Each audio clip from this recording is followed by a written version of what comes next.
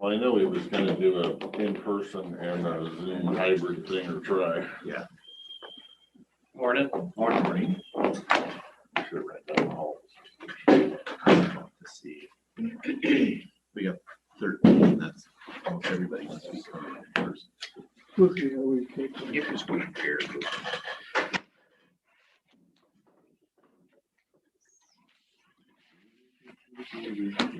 You're welcome. Mark already got the email to me. You guys are. Good. Good morning.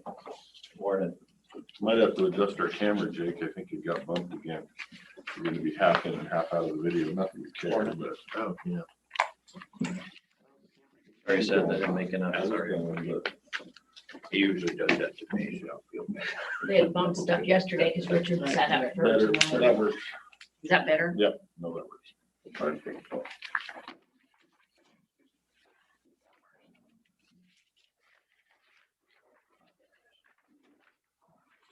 All right, whenever you're ready, Gordon. Okay, I have a couple items on your consent agenda, and I'll let Jeff go with the first one. We have a couple of reestablishments. We have reestablishment of Park Place in Wishram. What it is we never actually accepted this road formally, this section that runs all the way to our park that's highlighted. I mean, it was granted as part of the establishment of Wishram kind of cloudily, and the county never actually established it. We have actually maintained it though and done some work through there. So it came up when PUD asked for, what can we put, because we also own a parcel out there too around the park. And they asked, because they have a lift station there, can we put fencing in the right of way? So when we checked it, they're like, well, there's a Well, problem. sounds like yes. Not ours, we don't care. Exactly. Well, okay, we don't know who owns it, so legitimately, we have the rights. It's just, we never formally established it, so therefore we can't give work within the right of way utility permits to something that is not within our road log. So that's what this process does, is to put that last section in. All right, item number 6 is a final acceptance for the small works contract between Frank Gurney and Klickitat County, and this is for the guardrail repair project this past winter. Item number 7 is a settlement agreement between the county and SDS, and this is for about 3-acre easement along Panakinik Road. So the end of Panakinik was vacated in the 70s, but we continued to maintain it to the end because there's someone that lives back there. So this is to formally establish that, and so we have rights. And a turnaround. What's that? And a turnaround And a as turn, well. yeah. So that's what we're working toward as well. So item number 8 is a request for concurrence to award the bid for the Roosevelt Grade Road paving project to Interstate Concrete and Asphalt Company. Item number 9 is a request from the county for the 2020 non-discrimination accomplishments and goals.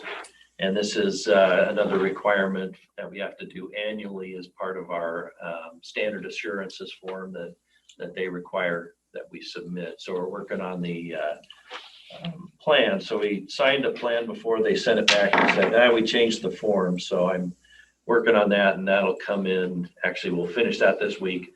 And it doesn't have to be signed, but now these standard assurances that you have to be signed every year. So you'll see it again next year.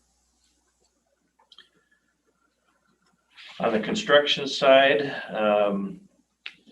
the annual striping contract phase 2 is on hold until we finish all our chip sealing, and they'll come back in the fall. Old Mountain Road, contractor still roughing in ditches. I think they're hammering out some more hard rock areas and then building subgrade. So they'll continue to do that for quite a while. Grant funded edge line project. So first, this is where the equipment burned up first. They got a new piece of equipment, but then getting the materials from Texas to here is nearly impossible because there are no trucks to haul. So they ended up putting the material on a rail car And so it's on its way. Let's see. Nothing new on any of the other projects except for the West Darlin Road paving project. So we've sent our contracts and bonds to the contractor. We'll wait for him to send them back. Courtney Road update. So I brought Seth along. So we finally got word back from Bryce, and Seth's gonna maybe give you an update on Fred Haney and the PUD's project. So what I heard back from Bryce is that they don't have a complete application at this point. They're still waiting for some plans and locations of where the lines are gonna go. And they're hoping to have a complete application in 2 weeks. He did say that after they have that, then they'll go to the public notice period, which I think is a 20-day notice. But he didn't mention whether it needed to go back through the tribe, which is a separate notice period that I think happens before the public notice. And then he was hoping to start their review process this fall. So I've been back in contact with the PUD and suggest we look at some alternative routes to get that line moved in the meantime. So it doesn't affect our project. Okay, well, that's not unexpected. It's disappointing, but it's not unexpected. Yeah. As far as the, Yeah, so they have a ways to go yet. okay, Quite a ways, So they yeah. haven't even started it. So. Right. yeah, they basically haven't even started. Yeah. You know, that they're hoping to review it sometime this fall. It's someone that speaks daily to Mr. Haney. That, of course, is gonna be a problem, but Yes, yeah. I think there's some things that he can do that are, because I have counseled him to really look at the regulations as far as what you have to have reviewed, what you don't. There are some functions that, and if you, my experience with the scenic area office, if you ask them if something needs to be reviewed, everything needs to be reviewed. If you want to change the color of the shirt you're wearing, you probably should go through review. But there are definitely activities that are either small enough that they're categorically exempt from review, or they're, repair or maintenance or other categories that maybe. So I've suggested to be. Does he have an attorney? I don't believe so. But that's his part of it, not the PUD's part of it. As far as the PUD, obviously will have to go through as a governmental agency, it's going to have to go through the Process. whole Yeah. process. I don't know how much Yeah. that is. Okay. All right. On our other projects, nothing new on the design side, other than what's listed here. Maintenance side, East End crew, they're placing the asphalt grindings that we removed from out here on Court Street out at Esteb. And that'll be a route, a good, much better route to our quarry out in Esteb. And then they're also grading some roads out east part of the county, and helping with the final chip sealing on the west side this week. So the west end, that's pretty much what they're doing. And then they'll finish this week. So we'll complete all of our chip sealing by the end of the week, which is good. Yeah, Let's before see. the 1st of August. Yeah.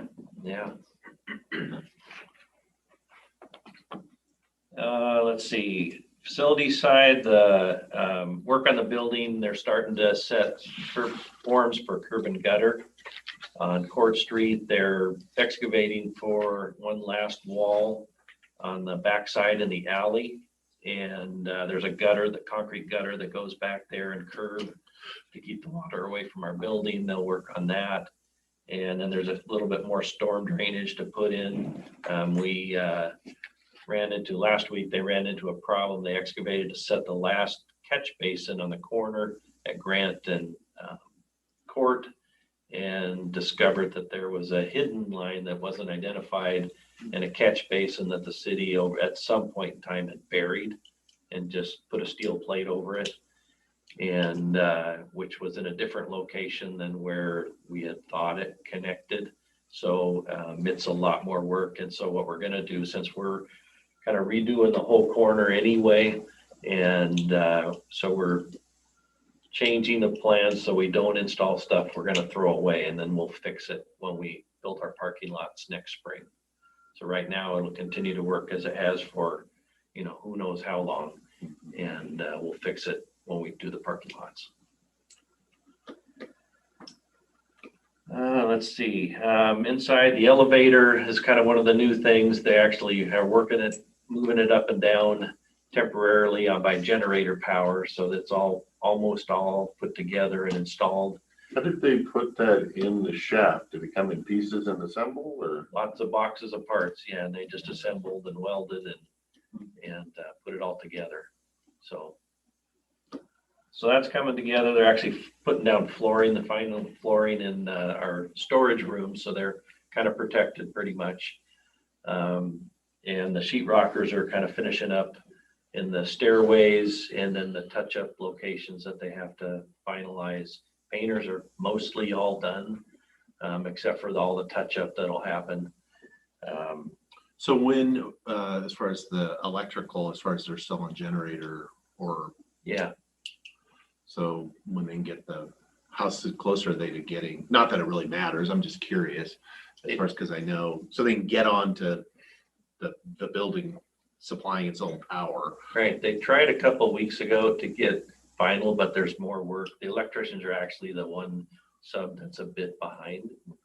And then they had a bunch of people that are off this week. And hopefully they'll be back as soon as possible. The low voltage sub is on site. They didn't have to leave. So they're continuing to wire, there's a lot of low voltage cable that needs to be pulled in and terminated. So, but the power, they have a few more things to finish, and they've been working Saturdays as well. Okay. So that's the critical path to try and get the power on. Okay. Let's see. Courthouse entry. Yeah, should finish up all the railing on the east entrance, be ready to open that up.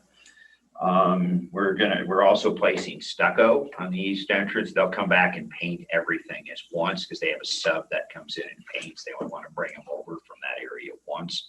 So they'll do that. South entry is now open through the jail again. They placed the sidewalk's been put in. And we'll be closing that once we get the main south entry will close once we get the east entry open. And we're done in the basement or in the vault. And we actually seem to have just about as much storage as we had, even though we closed off a big section of it, because it's well organized now. We put in shelving and everything. So everybody has their section, or not everybody, but the people that are in there. And I think there's 4 groups. Did we have any cracking with that heat? No, we have not had any cracking as of yet. Yeah. No. They kept an eye on it. They're working really strange shifts just because, so they seem to have people here all the time. Because they have a crew that works during the day and then a crew that works in the evening too. So they misted it and kept it covered.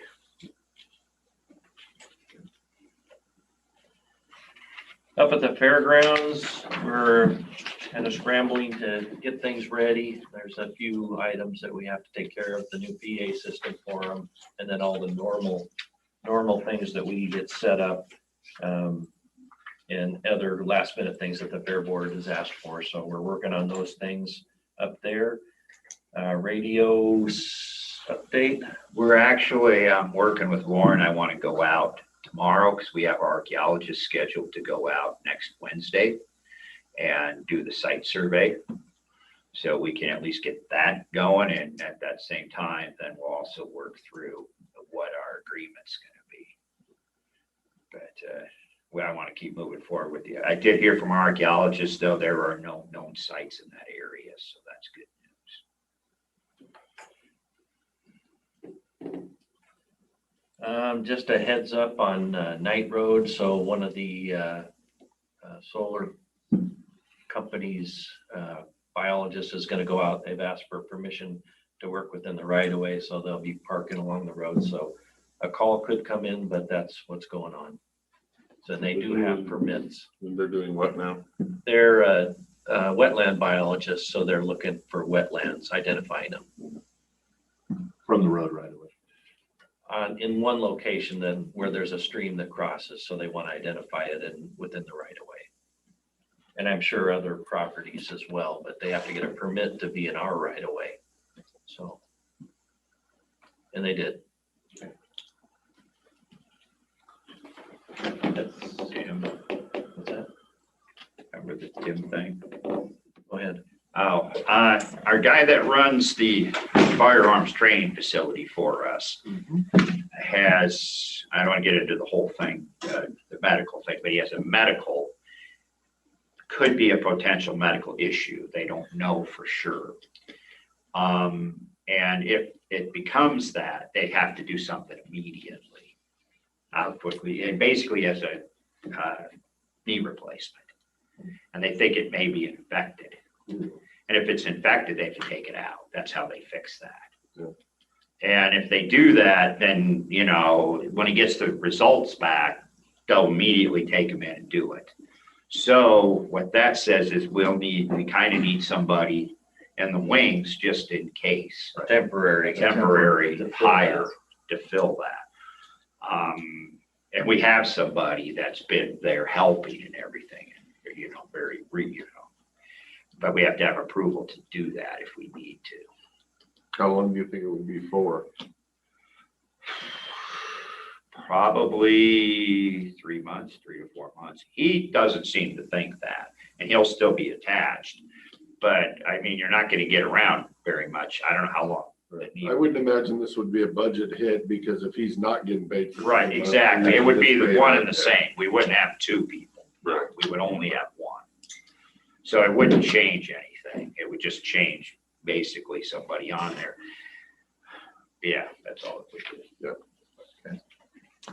That's okay. Seems fair, seems reasonable. Thank you. Thank you. Yeah, and I would, if he ends up having to have the knee redone, yeah, it's 3 months would be Reasonable. Reasonable. Yeah. And I'm not telling my wife that story. Yeah. Well, I mean, But she just had hers done not too long ago. That's a story she doesn't need to hear. that doesn't mean not 3 months. I mean, I mean, to get them replaced, that it could be bad, yeah. that they have to go. Oh, yeah, that's bad juju if you get an infection in there. I don't know how you would function without the knee. Yeah. Well, they just, I don't know.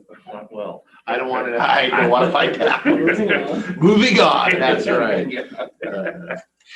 Does that conclude your? Yeah. Yeah, thank you. Any questions, comments for the board? No? Okay. No? There's still some, I'm hearing some stuff about a new organization on the west end, dealing with Lakeview Road, and Northwestern Lake Road about speeds and traffic study and all that, and danger. There's a lot of traffic on it, a lot of people walking their dogs, and then you got the big buses and now log trucks and everything else. So I'm sure when she reaches out, I'll get her in contact with you, but I'm guessing it's gonna be the same thing like we did out there in Trout Lake earlier. Okay. Yeah, we'll maybe get started with the speed study. And then the other one that I was about was there's some complaining online that the Lake Road got closed off going out to in Trout Lake. And that might be just because all DNR lands are closed. Yes. And so I'm that pretty sign sure that that's- went up for that. But Yes. yeah, you're already hearing a lot of people complaining. So when they plan to close the road for permanent, get ready. Right. Okay. Thank you. Do we have, I got a couple things. One is related to the DNR closure of their lands. I do have Friday, I've got a Zoom meeting with the Forest Service is hosting. It's just so the agencies, because of extreme fire danger, it is likely all the agencies are going to follow suit, and we are going to see basically all public lands are going to be closed, recreation in around. The question was asked, well, what about county-owned stuff? But we have, like, we don't really have any. Our only recreational properties, public lands that we have are our parks. Yes. I mean, we have some public land, I mean, that we happen to own, but we don't manage large, tracts of land. So I don't really see this as, other than, I'm going to participate just to know what's going on so we can, because the thing I'm concerned about is if it's almost better if it's all the agencies, because if it's, DNR's closed theirs, but these folks haven't, then everybody just moves over. And then there's all this confusion about what's open, what's not. And it's very reminiscent of the land closures early in the pandemic when they, did that. And it was really confusing to people about what was open and what wasn't. Right. And so so I'm not mistaken, we don't really have anything besides our parks, and I don't know that we would consider closing those to public. We have some, we purchased property along the Klickitat after the floods. So their access to the river is there. And so then we have River Mile 1. Right. Which is Forest Service at the end and early access. So that's another one. So that one, we potentially could have some conflict there. Yeah. Because there's, Yeah. if ours is open and theirs is closed, but we're, they're obviously using ours to, how are they gonna, you stepped won't over this know, rock or bush Right. and now you're on the other. Yeah. Okay. Yeah, that's one. The county properties that we purchased after the flood of, I think, 96, they're just a lot that goes from 142 to the river. Right. Yeah. Okay. Yeah. Those. They're not marked. No, those could see a few more people if everything else gets closed. Okay. Yeah. Okay, that's good to know. And then if you can, I am still attempting to have a conversation about Old Mountain Road. Thank you. So I'm hopeful. I have another route, I'll say, potentially. So describe, how is that going to affect? I just want to be really, so that I understand, so I can really advocate for how this is unnecessary. If they go to a level 4, it not only affects Old Mountain, our crews essentially are shut down, which means we can't do anything outside of, work in the shop and that kind of thing. But Old Mountain stops. Right. And then it just sits basically vacant until They move it until to they level lift 4. it. I don't know how watering it periodically would fit in. That would be something we'd have to discuss. But right now, when we talk to them, every year we talk to them and ask for waivers. They say there's no waivers, you get nothing, period. You're just done when they're done. So then essentially it sits there until whenever that gets lifted, then the contractor goes back to work. If it's long enough, essentially it could be a winter over project, and we know those cost us money. Everything costs us. Would this restriction also affect things like Darlin and Roosevelt, or just? We were told we could pave, is what we were told. We could actually pave, You so. just couldn't do the improvement stuff and get in the ditches and. Exactly, you can't get outside of the road prison. Yeah, so at Old Mountain, we basically grubbed Yeah, I right away. It's dirt. That's what we're working on. Right, So that's, there's no. well, and plus my argument has been all of the equipment that you would have on site are the exact same things that you would have right, if you had an issue as far as, cats and water trucks and all of, it's like, it really is it's already, it's a fire line. it's a fire We line, built that's what a we're fire building. line. And we're gonna pave it a little bit later. Yeah. But, and so you would think those sort of activities we should be able to get a waiver. I don't think they understand. I just think somebody just rolled us all in, because we never used to close down. Right. Never until just recently, and I don't think, And how do we know we have to? we've talked to DNR. I know, but did we ask DNR or did DNR inform No, us? DNR years ago, and then we used to get waivers. Okay, So we would just get waivers, and they said, okay. And this year they said, no no waivers. waivers. Okay, We go to them every year at the beginning. The contractors would go to them. We would tell them, because we were told, I can't remember what year it was, list, but all of a sudden, you guys have to follow the same guidelines as the timber industry. It's been like 2012. Yeah, something like Okay. that. And then since then, we've been doing that. We get waivers every year, but this year, and we always tell the contractors, get your waiver early. Don't wait, because we're not gonna help, we're not gonna give you non-working days if you don't have it. But this year, So, we didn't get it. so again, though, who up there is saying no waivers? Because that's just ridiculous. I can't remember who we contacted. I can get that information, but it's the same people we contact every year. We actually contact Ellensburg to get the waivers. But they said they're being held, Olympia's came down and there is no waivers. That's why I'm trying to talk to Are you Hillary. talking- Oh, you're gonna talk to Hillary about it? Okay. If anybody can wave the wand. Yeah. I just don't think she knows. I don't think she knows. I really don't think she understands. Nobody's put it to her. And I'm having difficulty getting the path to Right. the top. It's Because that would mean the state would have She's to very good shut people down that their protect project. her. Let's just say that. They'll probably get The away. access. Right. Just like we do sometimes. Is that right, Ivy? Well, thanks, Dave. Yeah, Thank you so much. Anything else for these? No. Then I guess we're done. Go forth. All right. Good work. Okay. Jim. Thank Here you. you go.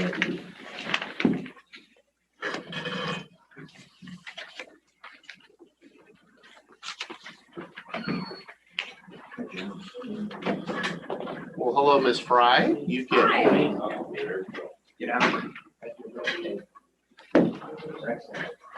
You're welcome. You are on the funny one, are you? Good. Is it bright in here? I mean, you're used to that dark little hidey hole there. We could turn the lights off if you. Casey. Oh, yeah. I forgot about that. Brenda, you want to come up here? Sure. Yeah, that's what I was gonna ask. Yeah. Well, I can take her up too, Casey. Okay. That's before the crowd. Good morning, Commissioners. Good morning. Before you go on, we have a visiting dignitary, We a do. former dignitary. Was there something you I needed? used to be somebody. Yeah, well. Used to be. Just here for a visit. Actually, I got dropped off and you guys are daycaring. You just. Oh. And Good. Well, I miss the road department. All the fun. They're always so fun, aren't yeah, they? yeah. So, right. Well, carry welcome. on. Carry on. All right. Good morning, Commissioners. Good morning.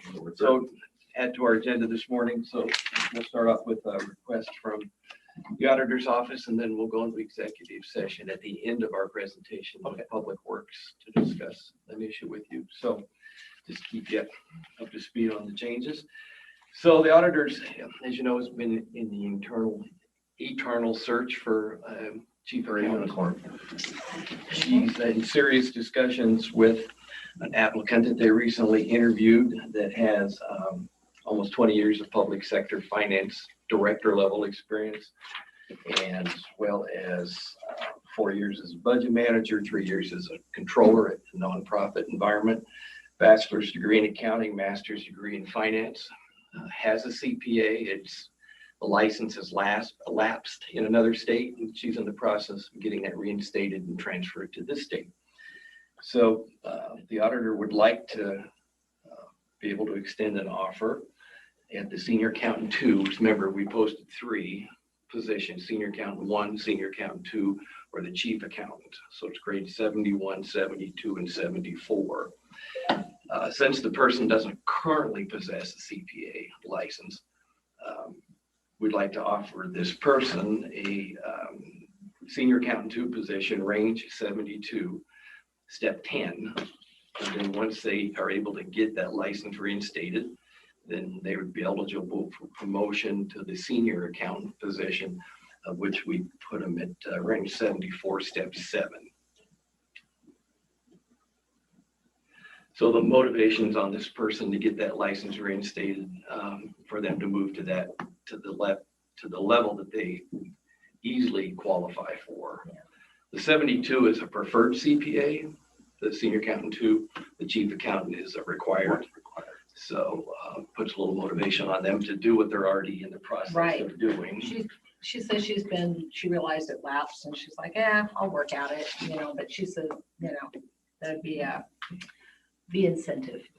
Truth is, we get the benefit of someone with CPA experience and over 20 years of finance director level, whether they have the CPA or not. So if they don't choose to move to the higher pay. Where are they coming from? Can I A say city in another state. Within 50 miles or within 100 miles? Yes. Oh, the state or the city? No. There's only one state within 50 miles. Well, it depends which way you go. Yeah, I guess. I'm trying to figure out Okay, how right, you got me local on they the are. Well, we're trying not to say this. They have roots here. Okay, I think it's I suspect is what. Close enough. in probably a couple 100 miles, maybe. That's the draw for coming here is the family roots. So we would ask for verbal permission to proceed with discussions with this person. I believe it's a unicorn. I think it might be. Okay. That's the going price for a unicorn, And it's within the posted, this is actually step 7, we posted it all the way. all the way through. So Yeah. this is, And this person is going to take a significant pay cut, so by coming here. So that's the other thing. They knew that when they applied. though they won't be paying income tax where they're leaving. Oh, well, that narrows it down. Rob's got all the cover. Every time Yeah. somebody says something, it's just cover that. Okay, yeah. Do what Thank need you. to do. I hope it works. I hope it works. Yeah, I do too. Thank you. So, okay, I'm out of here. Back up to my Google Sheet. Here. Casey? We'll start off with HR today. You want to just jump in? DRS and PEP rates? Yep, so just to give you a little update, so DRS rates typically come out in July.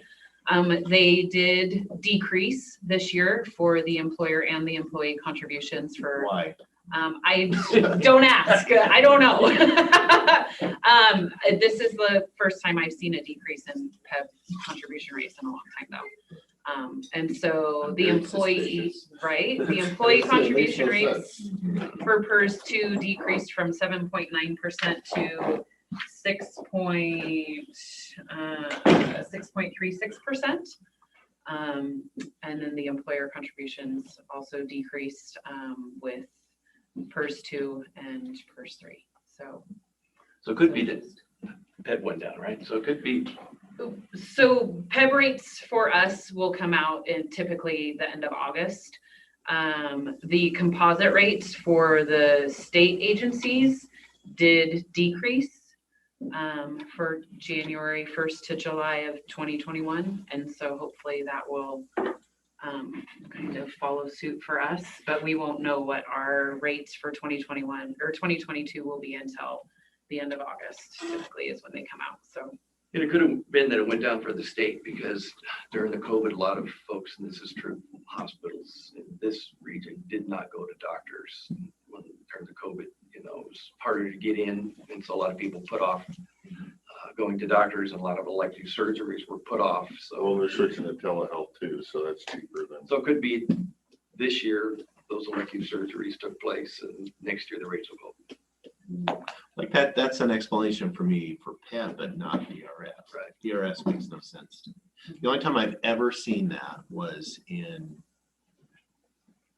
I think, 2009, and it was the state adjusted those so that they didn't have to make the contributions to balance their budget. And so, because it's, the state is, and all the agencies are big employer. I mean, it was millions and millions of dollars. And so they just sort of said, oh, we're just not going to pay that this year, or we're going to lower it. And that's how they balance it. We're just going to shove it off into the future.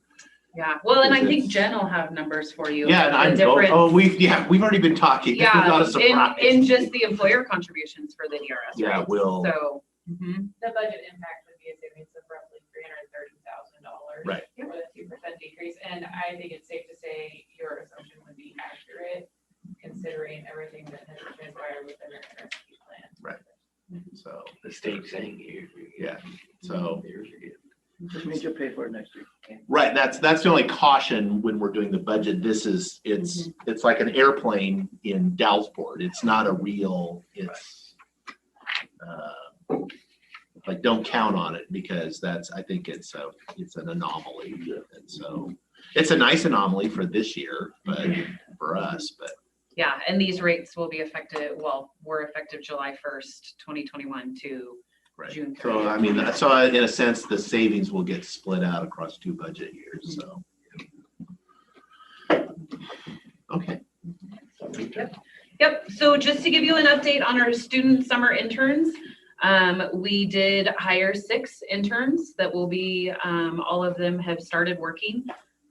Some of them will finish their internship the middle of August because they will be moving on to college. But yes, we have 2 in solid waste, 1 here in Goldendale, 1 in White Salmon. We have 1 in emergency management. We have 1 in public health, 1 in adult probation, and 1 in planning. And one of, Oh, that's who that is in planning. yes, one of the interns is a return from 2 years I don't know ago. if that was bring your kid to work day. Nope, that is our student Okay. summer intern. Okay. And yes, and I'm not allowed to ask. so. yeah. And so just It's to give just you an safe for that update one, on yeah. that, so. Any questions regarding any of that? No, okay. Job postings, we have our usual job postings for senior services with van drivers and in-home aides. And then we have our other current postings for the clerical position in public health, our deputy prosecuting attorney in the PA's office, along with our victim witness coordinator in the PA's office. And then the usual summer labor interns, or excuse me, engineers. And So in terms of recruitment, there is a county in this state that is offering sign-on bonuses for hard to recruit positions. And along with that comes, an agreement and with the employee written agreement that, if they stay so long, they get the other half. If they don't, they got to pay it back. It's pretty common in the private sector. I've asked the PA, so he's reviewing it. He's going to actually contact that county and talk to them. But I'm just wondering if, in fact, we can do it pending legal review. Are the commissioners interested in seeing a draft policy that would, possibly help us recruit some limited high-level positions that were, for instance, in the PA's office trying to attract deputies? How would we determine what ones would be eligible? When we say high level, In this I county, have departments that, every person is absolute essential to the functioning of the department. and there's a process that you've seen this in the draft we would prepare. In that county, it goes through HR, and HR determines whether it's difficult to recruit, based on, for instance, the one Brenda Disfield's has been open about 15 months, and we've paid problem, and we've, kind of exhausted all the things that we can do. So there would be a process to go through HR, and then we would bring it forward to the board. That county, I think, has three positions they've identified, and I think it's 3,000 to 5,000 is the range of the bonus they're putting. So it would be limited. It would be for certain level positions, and it would be based on difficulty or failure to be able to attract someone. So it'd be a fairly high bar that would be set. Okay. And it'd be. Do those usually work for middle management and higher level positions? Sign-on bonuses? It seems like a fairly low number if you're gonna move to the middle of nowhere. They work in the private sector. $80,000, 3,000 isn't gonna make a difference one way or the other. Yeah, maybe. I mean, if their salaries within 3,000 to 5,000, it might make the difference. Some, it works in the private sector for certain positions. I'm not sure how common it is in the public sector, but recruitment is difficult now and will be impossible in the next 3 years, based on all the trends coming out, because certain positions are in high demand across all spectrums, nonprofits. They're not making Public them and workers anymore, unfortunately. I mean, we did something similar. It didn't work, but we tried it in law enforcement where we were trying to encourage residency in certain communities in the county that had, and so we offered a bonus, and nobody took it. Right. But Well, we're just I trying don't to believe Legal to do it? apparently, but I don't know if that's because it was bargained in the CBA. But yeah, I think, you know, in the past we've been told it may be legal, but it's unenforceable. Meaning if the person comes, takes the money, and then next week says, "Damn, I'm done." You can't, you know, I'm gonna give it back. How are we have no way to really. Yeah, and if you're go out. only dealing with $1,500, Yeah, I guess it's taking them to court, it's gonna cost you more than that. And I Get think, the 15 looking back. at the agreement that I've asked to pay, Well, I don't know about that. We It have looks like that- folks that we pay them anyway. it looks like I think they're listing right now, so. It looks like this county, and the PA's reviewing the agreement as well. Yeah. Gets permission up front to take it out of their last paycheck, so. Oh. So they can, Oh, Oh, that's true. if they Your sign it, if settlement, they agree in yeah. advance. Yeah, so you So- agreed to Yeah, there's a lot of review yet to go deduction. through, but we're just looking for innovative ways. I know Commissioner Anderson's talked about upping the level of LinkedIn that we have to a recruiter level, which is even under 4,000 or 5,000 to give. We're just looking for tools. Right. I think the salary survey is a tool, because I think it'll see where we are in the market with some of these difficult positions as well. So, but that's not for a little while yet. I'm game. I'll just bring you, if it passes legal review, I would just bring you a draft for your review. That's really all I'm asking. It's, you could look at it, and then we could go from there, so. I do have one more question that I should ask when Brenda was here. Where did we get, I mean, I know we put a lot of feelers out there for that job and finally got somebody capable. Was it from one of our expenses trying to get them, or did they just find us? I think this person found us on the Oregon Finance Officers Association, of which Brenda posted and Prothman posted. So that was one of them free service things, No, not the it's, you 5,000 pay head for fee. it. You pay a couple $100, I think, but both Brenda and Prothman, I But it think. wasn't the headhunter.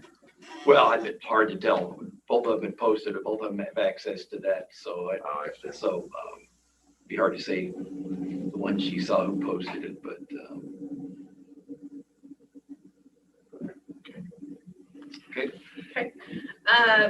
Yep, so long-term care, the long-term care trust, an email went out to employees last week regarding some of the information. The state has a website that has a lot of information on it, and so I'm directing employees to that if they have more questions. Premiums will start being deducted out of employees' paychecks on January 1st, starting January 1st, 2022. The funds will be available for people to use starting January 1st, 2025. There are exemptions. Employees can file for an exemption. Applications to file for those will be available October 1st through the state. And employees would be required to get their own personal long-term care policy, and then that would make them exempt from paying premiums. And we are working with the auditor's office on how we're going to decipher who will pay and who will not. And then the state notifies us if they are exempt, and then we do not take those premiums from the employee. There are a lot of questions still regarding people who are retiring within the next 5 to 10 years, because you have to become vested to be able to qualify for this. And so if you're retiring in 4 years and you contribute to it, technically you're not vested, so you wouldn't be able to access the funds.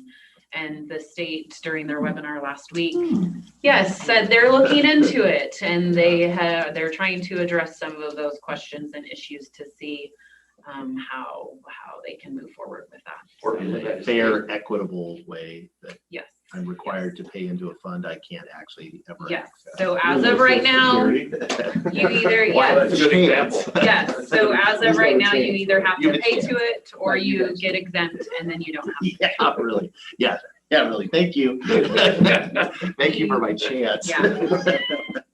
The other thing they're stating too is if you apply for the exemption, you can submit your application. They'll be available October 1st. They are due by November 1st, so they're gonna only give you a month to be able to do that. If you apply later, they will still process your application, but chances are it's gonna be a backlog. And so then employees might have to still pay premiums until their application is approved, but then they don't get that money back either. So they're out those premiums until their application is approved with the state. And then the state provides them a letter and then they provide us the letter, so. But yet, this long-term care is still capped at like 38,000, right? 36,500. So If you pay How for long- long- how $100 a long- day, Huh? $100 a day if you need it for a year. And then that's it. It's a lifetime cap of 36,500. It's not like per every year or per 5 years, per 10 years. Which, based on recent experience, would buy you one half of 1 year. That's what I was gonna, yeah. So their push is that if you are needing like in-home care and that is an expense that you can't afford, you're able to afford the other things, that this would cover some of those additional costs and stuff. And so, but yes, And that's if you don't move out of state. correct. So that's the other kicker. You're welcome. If you live in Oregon, you still have to pay the premium unless you get an exemption, working in Washington. And then if you retire and need the care and still live in Oregon, you would not qualify for that. Or if the care that you're receiving is in Oregon. So, and yes, and they said that obviously those questions have been raised, and so they're looking into that because the care that would be provided would be all Washington licensed companies or Probably a bigger businesses. issue like Clark And ours County. all go across the river right now, so. Yes, so those are all questions that they are trying to get answered for. Although I employers. have less sympathy for that, considering the Oregon income tax is applied to Washington Mhm, folks that have I mhm, get no services if mhm, yes. and I'm not looking at. At the Oregon resident? Yeah. We actually don't know that, so Right. we can't ask. Again, the same But we do sales pick him tax. up on traffic cams when he comes over the bridge. So, Sales tax is kind of a wash. yeah, sales tax is kind of a wash. So yes, so there's a lot of moving parts with this still, and as we get more answers, I'll update you guys with Are those. we getting much pushback? Does the employees know about it? Are we only seeing a few or? Well, on my email, I put please read in caps, and so. I saw that. Yes, did you read it? I did. Good. I already knew about it. Typically, the HR emails, What would people you don't do? read. Said no. Yeah. Executive session. So no, there have been some questions, and they're all questions from people who, I am retiring soon. Yeah. Do I have to file for an exemption? I have to go and pay for my own policy, even though this isn't gonna apply to me. So there are some employees that aren't very excited about it, just because they wouldn't benefit from it. So there's no exemption that if you plan on retiring within 2 years before it would even kick in? As of today, no. Yeah. You would still have to get your own policy to not have to be required to pay the premium. I Because don't like, expect them to actually think through laws before they create them. I'm not sure that there was not. plus some- like social security, they need people to pay into it. because Yeah, if to enough build people up a fund access it, balance. Exactly, right. The actuarials. I suspect that was all calculated into the bill. Yep. So, A few more things, salary survey. We did send out the email to all regular employees requesting that they complete the JAQ. And so we'll start getting those back and sending those. I will follow up with the electeds. They're included in the survey, but do not have to do the JAQ since. Oh, the good. elected- Oh, really? I just did it this morning. I wanted to see what it was like going through this thing. I almost did, but I didn't want it to skew the results. Okay. Job classification committee. We did have some people get volunteered to join the committee, and I did confirm with them that they would join and be a member. And so Heather Joby and Aaron Quinn will be our new job classification committee members. So I will follow up with a resolution updating our list for They signatures. volunteered or got volunteered? Yes. Tomato, tomato. Yeah. No, I reached out to them, told them that they were nominated, and then they agreed to That's how join we it. say that. Nominated by Jake. Yes. Nominated. Yes. Yeah, Aaron hasn't learned to say no yet. has he? Yeah. Okay, good. I'm glad. Yeah. Couple new members. And then finally, negotiations, like I said, this is open public session, not August 1st is the date that I'll, this week, start working with Eddie on at least lining up the calendars. And I suspect what it'll be, since every Tuesday and Thursday is budget related through the rest of the year, that we'll have to pick a day like Wednesday, and dedicate that to negotiations.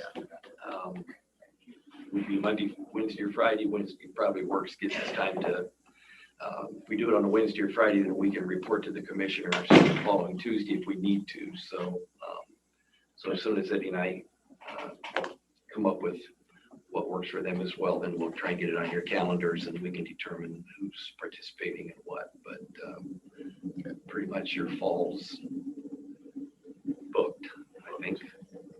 So, Try you for agree. Wednesdays. Hmm? We're well, gonna try. if that's okay with you guys, I mean, Wednesdays are better than Friday, but then it gives us time before and after the session to counter offers and to calculate things and bring it to the commissioners if we need or prepare for the following week. So, I like Wednesdays. Would be a good. then I'll reach out to Eddie and see if we can come up to some understanding.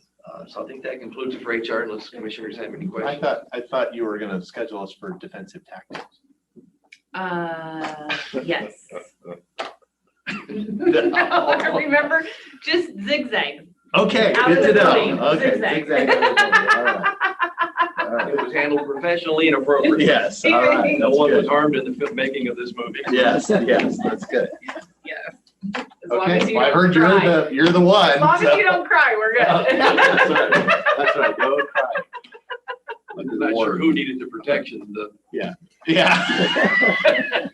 Thank you, Casey. Yes. Oh, that was a good day. So Jeff and I would like to talk to you about a couple things. The first one we've brought here a few times on information only, but as we approach now the next supplemental date, we'd like to get further direction. So as you know, the phone, we currently are on trunks, and then we have a monthly phone bill. And together it's about $79,000 a year, and a lot of work for a lot of employees. We can move to So it's moving away from PRI trunks to SIP trunks.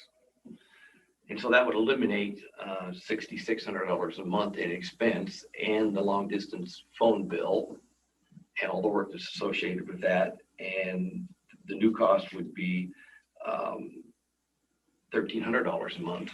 But to get from here to there, either we start with the new budget year, or because it's $1,000 upfront expense, and then however many months left in this year, because we would shift that entire expense to the IT budget.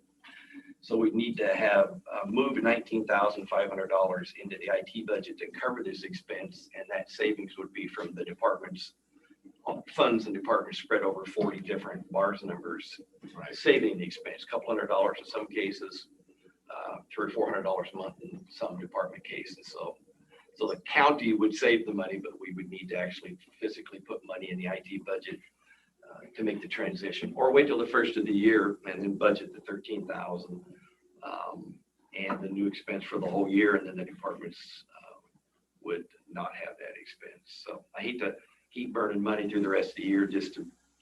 Yeah, that doesn't make any sense to me if I can save money. Because let's be honest, it's all the same money. Right. Whether it's 13,000 here or it's 200 here, and just Right. that pulled out of all these different, well, we know where all the money came from. it all came out of a big pile to begin with, so. So if you're, It seems like a no-brainer. Well, and I would, just for clarification, if we switch it early, that just means there's unused funds in that budget that come back to us at the end of the year. Right, yeah, we're gonna get it. right, As long as they're not spending it, so. yeah, like I said, savings would be small amounts in some departments, a some little departments, larger in right. other departments. And I've checked with all the grant departments, including Public Works, and there's no downside to doing this from a grant perspective or a reporting perspective. It appears to be an efficiency and money saving. Yeah, because there's some, not just the money, there's some big efficiencies, isn't there, as Yeah, far you- as for the- processing the bill. Monthly and phone for- bill's that thick and has to get spread out over 40 or 50 bars numbers, and same with the phone.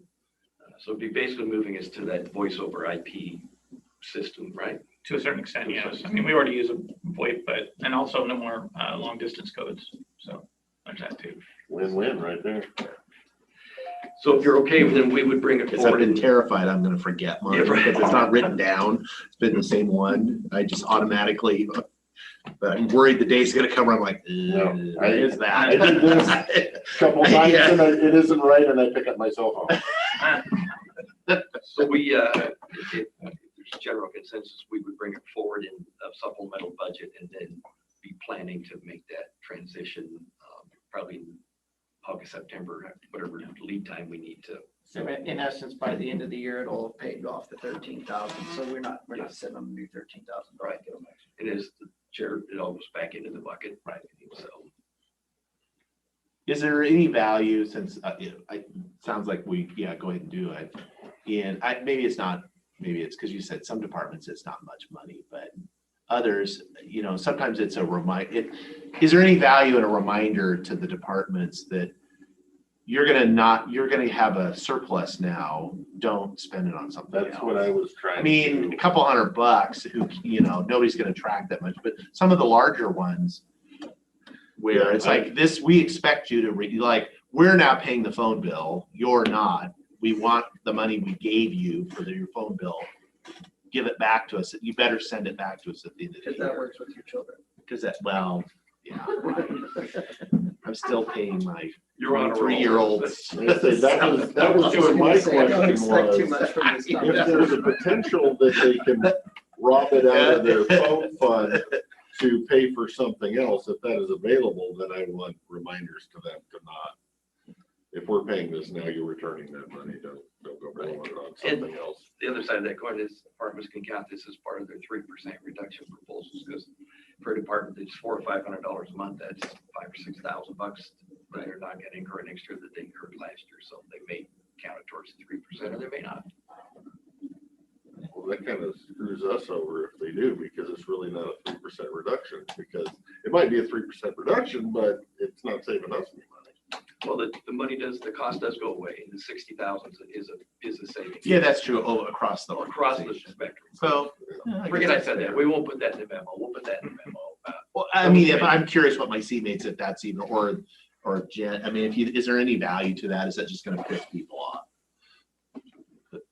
If we don't let them I don't deduct know that, if is there's there? money.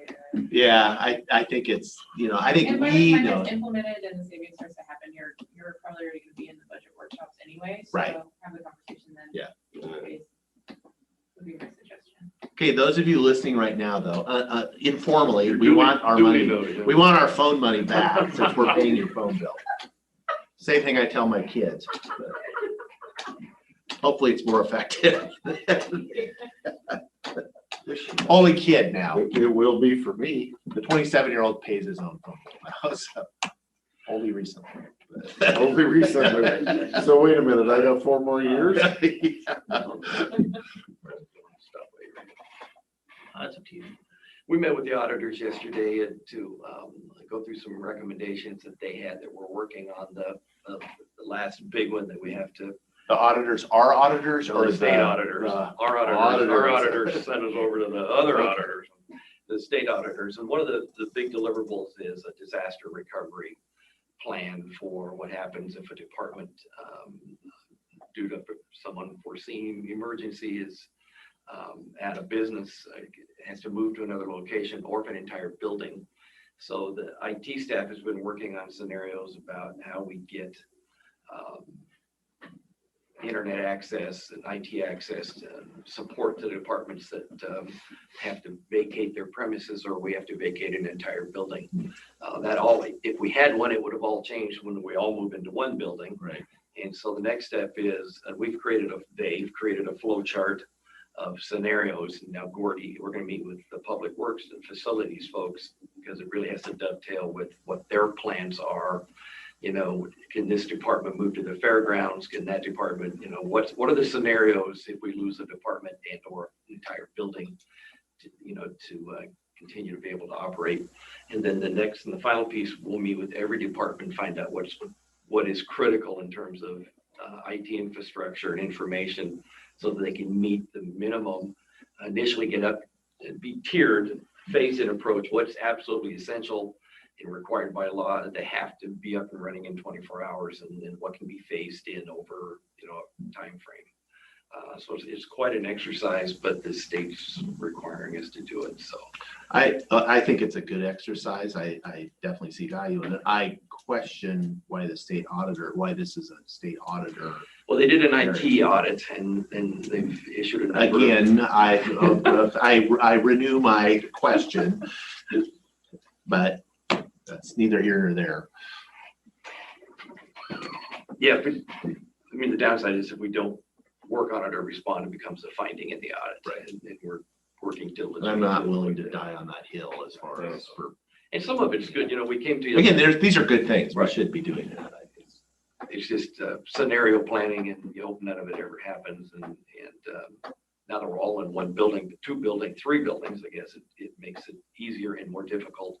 Because if there's something that impacts a department, it's probably impacted the whole floor or the whole building. Right. But Gordy's expressed a willingness to meet with us, and so we can, because I'm sure facilities has to have scenario planning as well. So, and we've made improvements to the fairgrounds over the last year, so that makes it a real viable alternative site backup. So, which is good. Anything else you want to? What was it?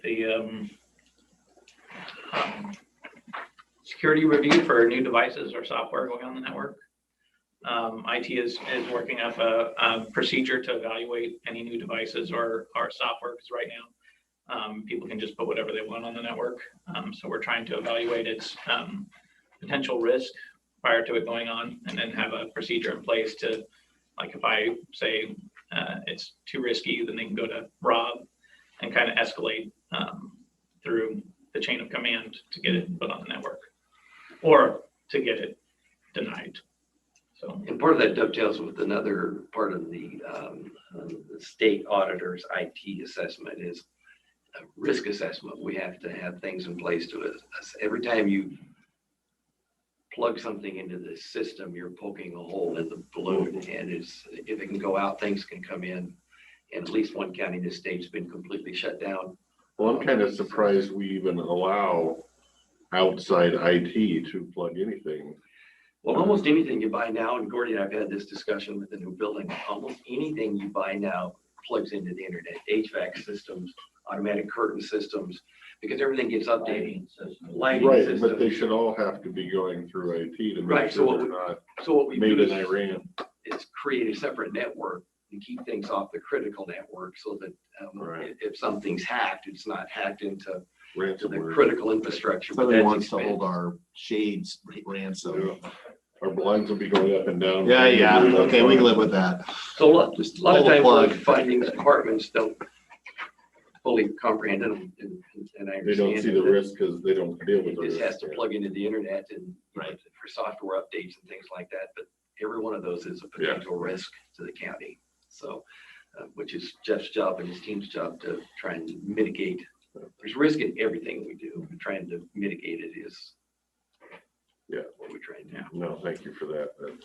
That's good work there. And as far as the next generation of RSA, they're working out a few bugs, and then you're on on the the test schedule. yes. Curtis and Joe are actually working on a few issues that have popped up with it. And once they've resolved that, then we can move to the next generation. So move away from the keys. Into cell phones, To sell work location based. county cell phones, so you don't have to use the key fob. We should just keep one of them though, just for old time's sake. What about employees that don't have company They phones? would They'll use the still fob. be able to use yeah. We're just trying to offer other options. Yeah.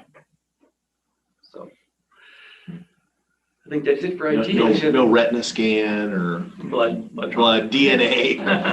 So I Yeah, guess well, for those that don't have company phones, is there any way to use their personal phones if they agree? Because I mean, That would be kind of a policy decision. I'm not exactly sure where we stand on that. because all you're getting on that phone is a number. It's a text message in essence, right? Right. I don't see a security issue with it. Yeah. Right.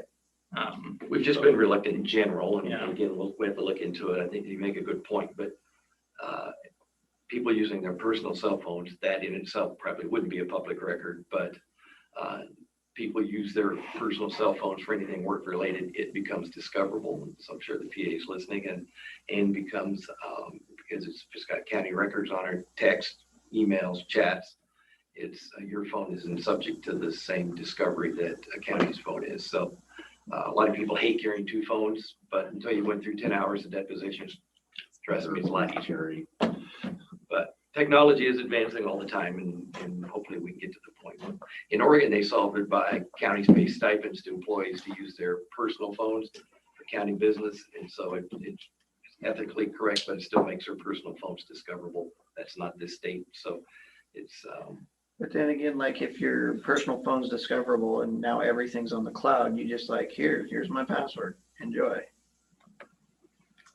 Well, for, like a lot of this stuff is on the cloud. So if you were to use your phone for G Suite, that's all captured on the cloud. Yep. But I mean, I don't know where Some of us haven't that line ends. plugged our phone in and linked it to the cloud in months because we don't get internet access where we live. so those are all the things we're looking into. That in itself may not be an issue, but we have a lot of employees that do work on their personal cell phones, and I think that's a risk to the county and to the employee. Yeah, personal texts and phone calls would not be captured by the cloud. So Right. Okay, any questions for IT? Thank you. All right, thank you. Thanks, Jeff.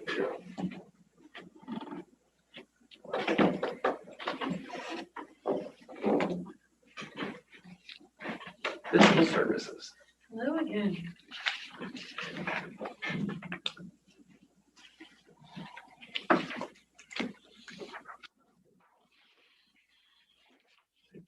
Mhm.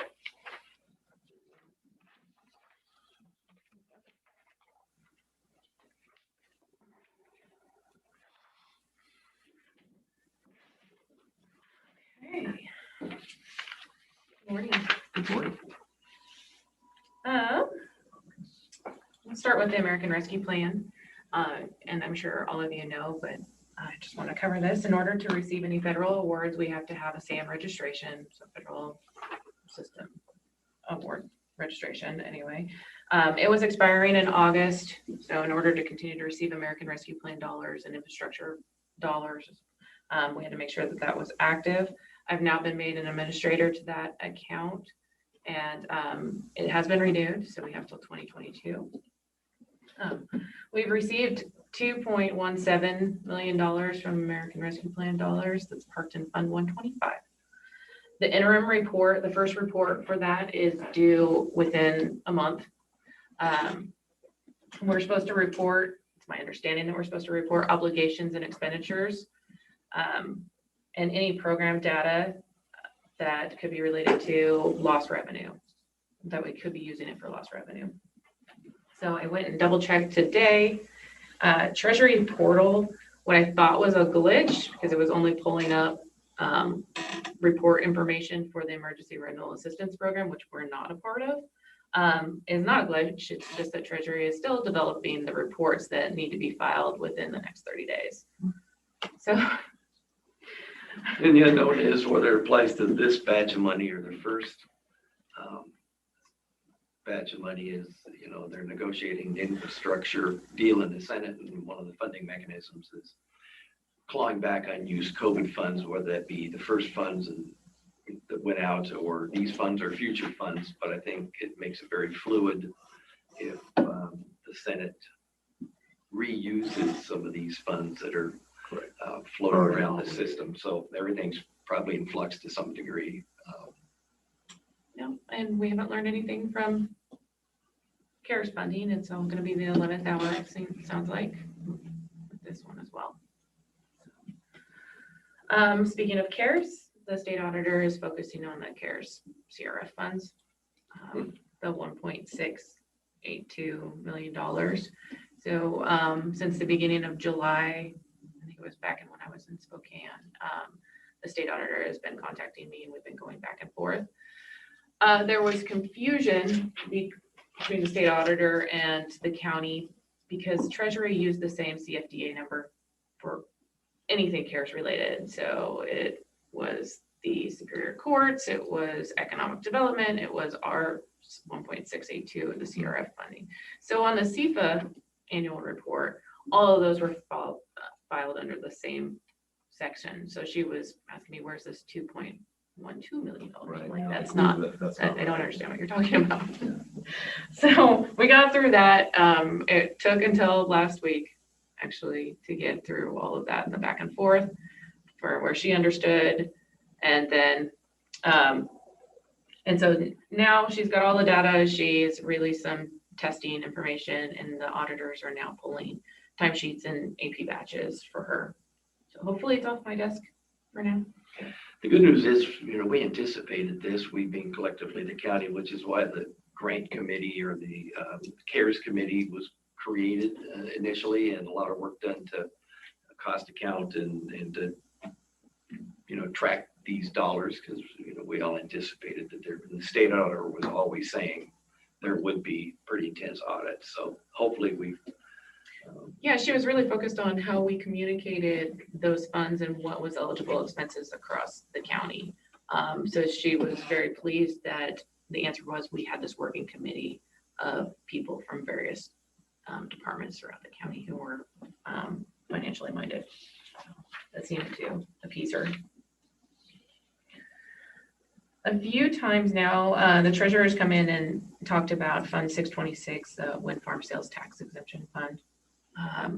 You guys have given the verbal approval to change the name of that fund since It has other it's as things other- or yes. categories. It's just an escrow account. So on next week's consent agenda, there will be a resolution I've drafted to change that to Renewable Energy Sales Tax Exemption Fund. And lastly, but not least. yeah, the topic I see you guys twice a week for, the budget status. So the last time we talked, you guys had given the direction of a 3% reduction. We are having some systematic complications. You heard Brenda mutter something about Google Sheets as she walked out. Right. So we have, when Brenda's call-out letter, she had set a deadline of August 9th. I spoke with Brenda. We've extended it to the August 23rd. I will be sending out the memo I just handed you, explaining what you guys had provided as far as guidance is the 3% reduction across prior year actual expenditures, to make sure that these reductions are realistic, they're sustainable, and along with the extension of the deadline. And that they understand it's all funds, all departments, not just the general fund. So. Also explaining that I've opened up September for workshops instead of just October. And I had the idea, to bring forward to you guys, if you would like to start opening up August as well, maybe while they're in their building process, if they had any additional questions they wanted to speak to you about, if that would be an option for you guys. This would just be give the individual departments the opportunity To as come they're forward. building their. As they're building to speak with you. I would like to caution you though, on August 5th, commissioners, Sauter's. I'm at Lake Management. The 12th is the only one that everybody's here. No, No, aren't you off that next week? he's off the first week, I'm off the second week. I thought you were off. Oh, well, Oh, thank you, sir. Because you were also gone the 26th. That way. You have a retreat. Oh, I wish they would call it a retreat. We'll do our best. They need to call it Okay. a We'll do our- forced yeah. jailing. We've had many discussions with commissioners. I think we'll do our best to answer questions. Yeah, so I guess you'll handle it. You understand what we're. And the statement in here, departments should be sure to factor in any planned step increases prior to making the 3% calculation. That can be taken two different ways. Like, are you saying I need to factor in the step increase and add it to last year, or do I need to just step, and we've had that conversation, so you might want to make that just a little more crystal clear for people, or you're going to hear from everyone. Because the direction we think we heard was at this point, your employees will get their step increases. Cost of living's different, get their step increases. So departments that won't be in their actuals 2020. So they have to take their actuals of 2020, add in the cost of providing a step increase to all employees. And then it's 3% from that plus 2020 actuals. Otherwise, They're not counting their phone bill. not counting their, otherwise they'll cut it and then add it, be added right back in step increases. So, I don't like funny math. all right. thank you. We will try and clarify that language. Any other questions? And we continue to, like this Thursday, Jen and the treasurer will be reporting in the morning, kind of a final report on some of those revenue items. At this point, unless the commissioners want to have discussions in the afternoon, ongoing discussions. Actually, last Thursday was very productive in the afternoon.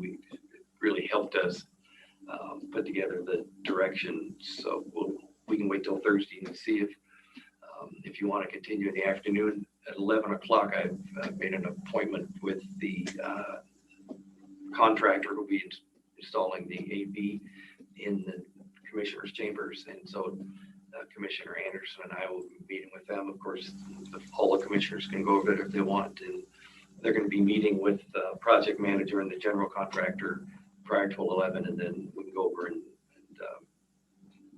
just meet the project manager and of course, Lee can go over if they want to. I think that's all right. Would that be all right? Or is it? So we can do that Thursday, but we'll be breaking at 11 to at least go over there and have a quick meeting. Okay. So What day was this? Thursday. So we can break a little early for lunch and then come back at 1 if you want Are we to. expecting the afternoon to come back? I spoke with Greg this morning before coming in here, and it kind of depends on how the discussion unfolds. We don't anticipate having 8 hours worth of talking points, but should you have questions? Depending on where the conversation goes. But we didn't have any formal agenda for the last half of last Thursday, but there was a lot of really productive discussion that we were able to get. So it'll be your call, of course, on Thursday. Okay. Whether we come back and if we do, how long. I have a finance question. It's just not necessarily for you, but Mr. Gordy. Your building over there that when you move out, if we use it for something else, we have to buy out the Public Works Trust Fund dollar amount, whatever, Road fund. road fund. The road fund dollars have to stay with the road fund, so it's an asset of the. Right. So my thinking is for this budget year, and you guys might have already covered this, I might have, redoing it. But anyway, with the landfill funds that go there, can we not use next year's landfill funds in your budget to start doing that buyout process now? Versus Sure, yeah. waiting until later? There's lots of options to get there. If that's what you want to do, that's the option. So if the building stays, in county ownership, but can the road fund lease it and get paid? Where they still, the asset is still held by the road fund, but any rent, like if it was rented to an entity or A third party. or to us, that's possible, isn't it? Okay. I assume though the road fund would have to have fair market rent return on its asset likely. Well, Make the auditors. I'm just thinking if we use some of the Right. landfill funds that we're giving them anyway, Right. We can kind of check off a big chunk of it right off the bat.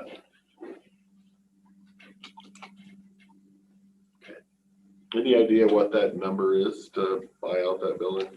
I don't have current market value. And did the road fund pay for any of this?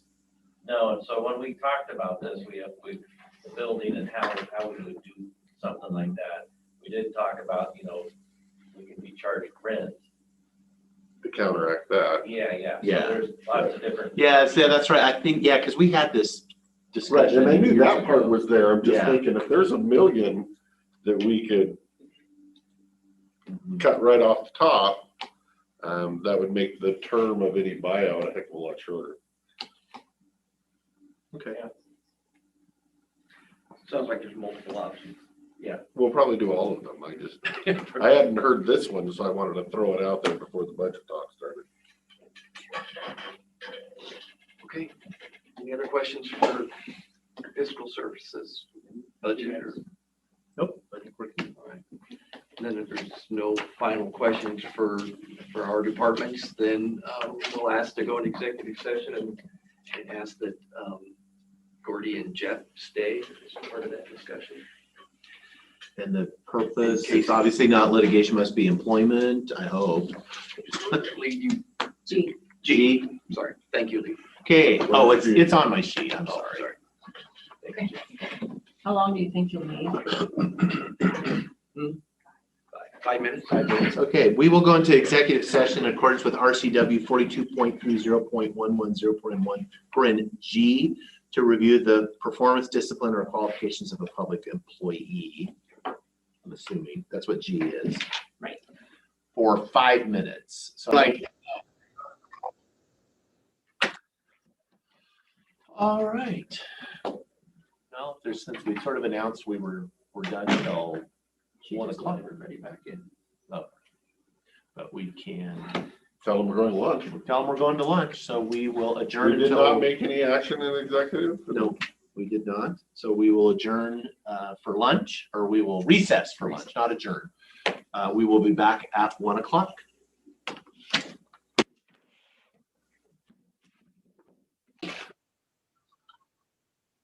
Thank you. I'll call the meeting to order. Let the record show all 3 commissioners are present. We'll start with the opening pledge of allegiance. I pledge allegiance to the flag of the United States of America and to the republic for which it stands, one nation, under God, indivisible, with liberty and justice for all.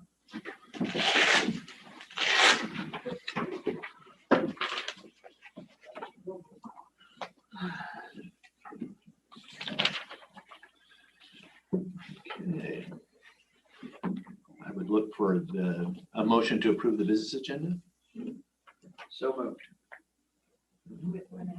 with the one add-on. One add-on. Yeah, with the one add-on, I'll second that. Okay, I have a motion and a second to approve the business agenda with the one add-on under new business. Any discussion? Hearing none, all those in favor say aye. Aye. Aye, motion passes. I think we're going to defer on the meeting minutes for right now. And that will move us to citizen comment. Excuse me, this is an opportunity for citizens to address the Board of Commissioners. There will be a change that we have due to the volume of people that have been testifying to allow for more citizens to have access to the board. We are going to limit comments to 3 minutes now instead of 7. So if you can please do that. And so we will open it up for citizen comment. We have folks in. I'll start inside. If there's somebody here that wishes to give us your name and what community you're from and address the board. Yes, ma'am. It's better for the mic to pick up And the video. and the video. My name is Debbie Wagner. I live here in Golden Vale. Gentlemen, I just have one question today. It'll be quick. I would like to see ordinances so we're safe when these companies come in. We have just heard of a meeting on August 3rd. Cypress Creek is coming to town. I'm upset, as you can tell. We need your help. We need your power. Please give us ordinances. That's all we want. We want our citizens to be safe. I'm sorry, I'm getting upset. One other thing I'd like to say, and I'm done, is Douglas County just put all their ordinances through. Talk with their citizens. 2 weeks, gentlemen. That's all it took. 2 weeks. Not 2 years, but 2 weeks. Please help us. That's all I'm asking. Please do think about what I said. Thank you. Okay, we are in citizen comment. I will go, we'll take turns back and forth. If there is somebody on Zoom, Gabrielle Gilbert, go ahead. Hi, thank you for your time. So I have 2 points. They brought it up the last citizens comment. I would like for the commissioners to address the need for daycare in Klickitat County, and that lack of address has been building over the years, and we have less and less resources for families concerning daycare.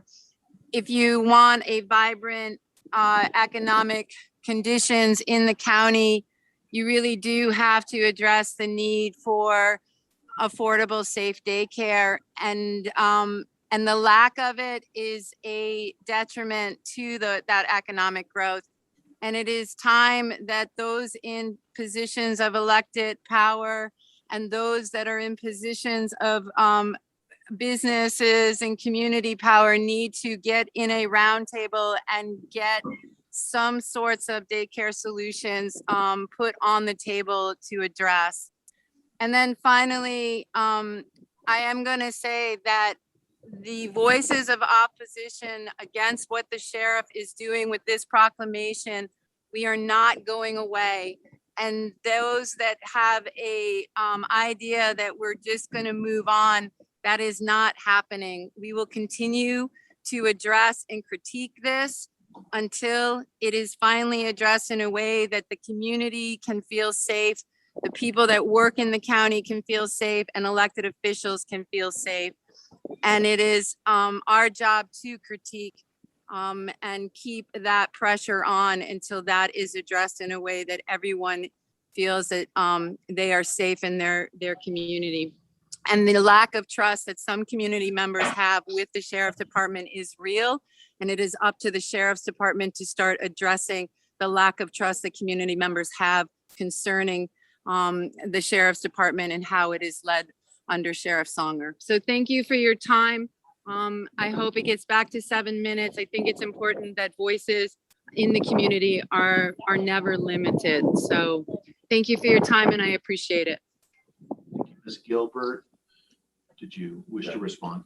Go ahead. Ms. Gilbert, this is Commissioner Christopher. I just wanted to let you know that there is a Klickitat County Child Care Committee that has been working on this for a good 1.5 years or so.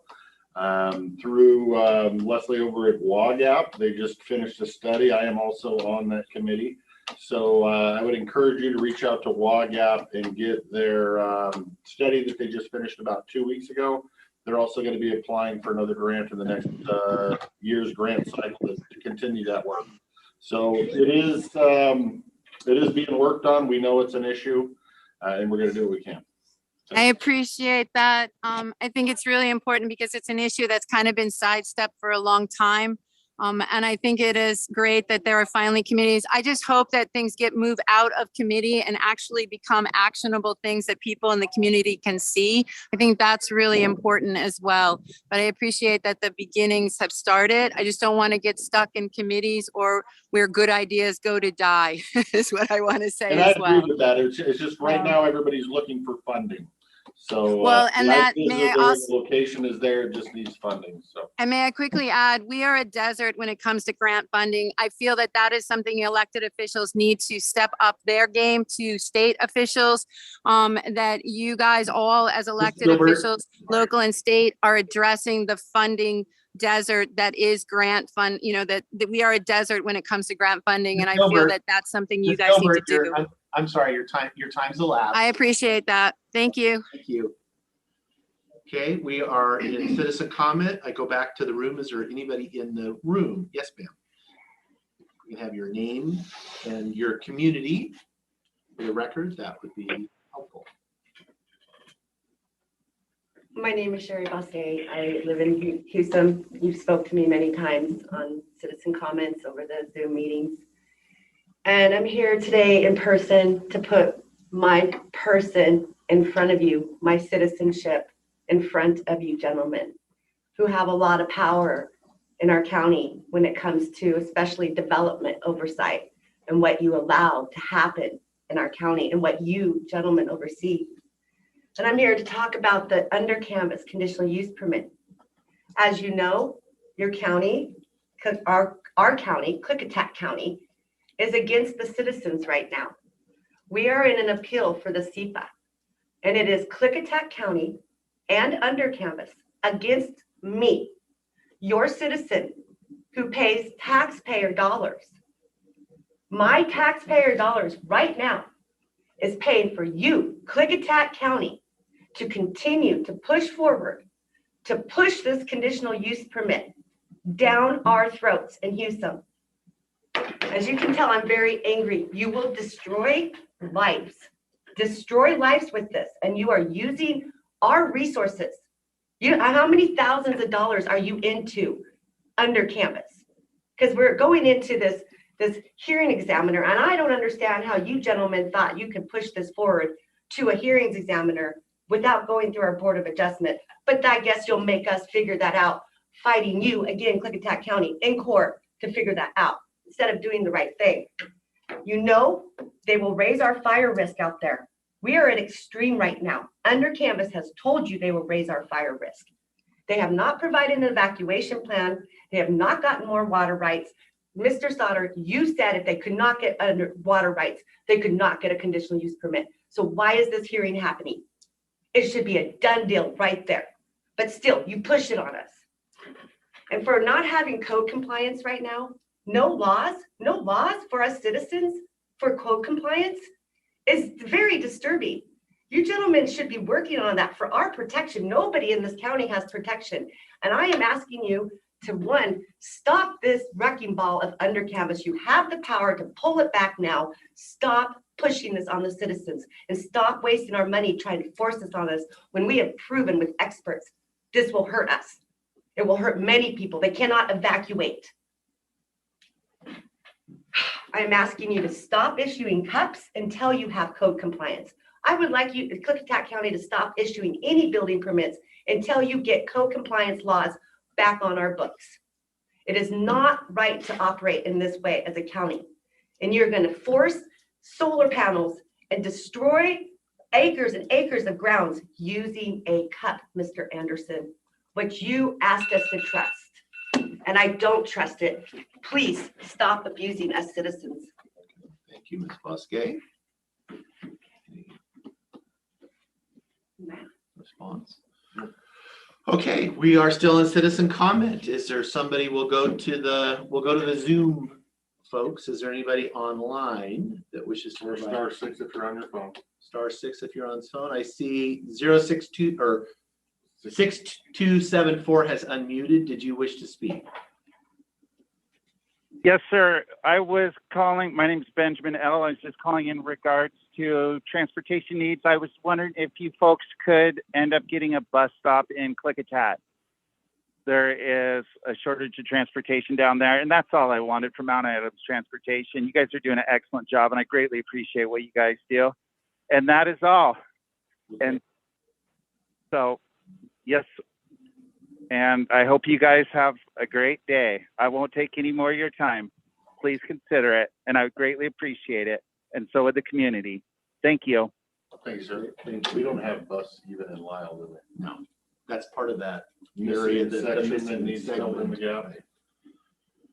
Okay, we are still in citizen comment. I will go to the room again. Is there anybody in the room that wishes to give citizen comment? Ladies. Okay, come forward, sir. Greg Wagner, Goldendale with the group Cease. When wind power came here, you guys recognized the need for ordinances and control over wind power. Now solar's here. We had a moratorium. We gave you all the information you needed to digest and understand the dangers and hazards of solar. You rescinded our moratorium without any findings of facts. You want the project to move forward. You had an ordinances for wind, we need ordinance for solar. We're not asking for too much. You have ordinances for all kinds of things in this county. Why can't we have ordinances for solar? Batteries are a danger. We've proven it to you. June 29th, Morris, Illinois. A recent fire from lithium-ion batteries, explosions, evacuate the citizens. 28 tons of cement to put the fire out. You're on the fire. We can't fight it with water. We can't fight it with foam. Do we have 28 tons of cement sitting around somewhere ready to put on a fire? The 2 acres of lithium-ion batteries out by the substation? We don't have it. Tony Browning says he's not prepared to fight the fires. Why are we allowing this to move forward? We got this conditional use that Mr. Anderson says, trust the process, keep it local. We don't even know what the CUP is. We can look at the EOZ and read it. We don't see anything as far as CUP. How can you trust something you can't see?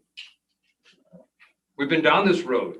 You said you were fair and honest. You can't be fair if you take and say, I'm in favor of wind and solar and rescind our moratorium and just move on. Since that time, you haven't had one discussion, at least to the public, not a workshop yet, to discuss your so-called guidelines, which your prosecuting attorney told you they can't be enforced. He told you we need ordinances, we need laws. That's why you have them for wind. Why don't we have them for solar? Why are you ignoring this? My life and many other people's lives are going to be destroyed. Yours has a potential to be destroyed, Mr. Christopher. You live in a protected area, and I don't know, you must be somewhere out where you don't have to worry about it because you're glad to let it come here. It's going to destroy a lot of people's lives. Those are the people you're paid to represent, not to ignore. Why can't you have open public forums and talk to the citizens? You said during the moratorium that you resided over many contentious meetings. Nobody acted bad during the solar moratorium. You think negative of the people rather than giving them a chance. We want to have open public town hall meetings with you guys. You should be willing to talk to the people you represent. Not just let us make our comment and say, thank you, Mr. Wagner. You know, and the personal attack, when I asked you, Mr. Sauter, you said on this date, I was on the committee for the EOZ. You're right, Mr. Wagner. We don't have anything about solar. We never thought it'd get here. And then in May, you say the EOZ has everything we need. And I ask you which statement is true. That's not a personal attack. That's asking you to clarify 2 statements. You're out of time, sir. Yeah. Thank you, Mr. Wagner.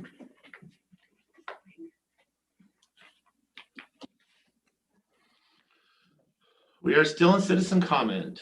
I will go to the, or I guess I'd look to if anybody had anything they wanted to respond. No. Okay. I will go online if there's a citizen that wishes to address the board. Raise your hand, get my attention, get our attention, unmute yourself, *6.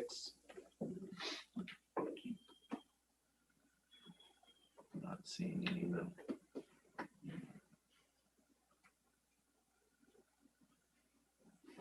I'm not seeing anybody. We have a lot of screens open. So there's a lot of people and a lot of new phone numbers. So I will say, again, for all you people that called in on your phone, *6 to unmute if you want to talk to us.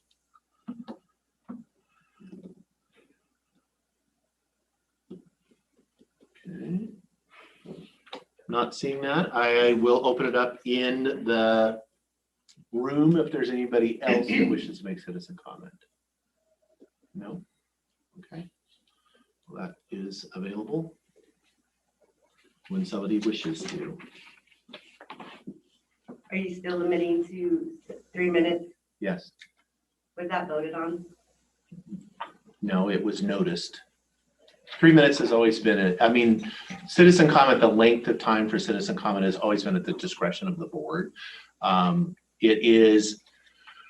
We did have discussions on Thursday when we made that decision. We had checked around the state to see is there in the vast majority of not just counties, but hospitals, school districts, it's 3 minutes.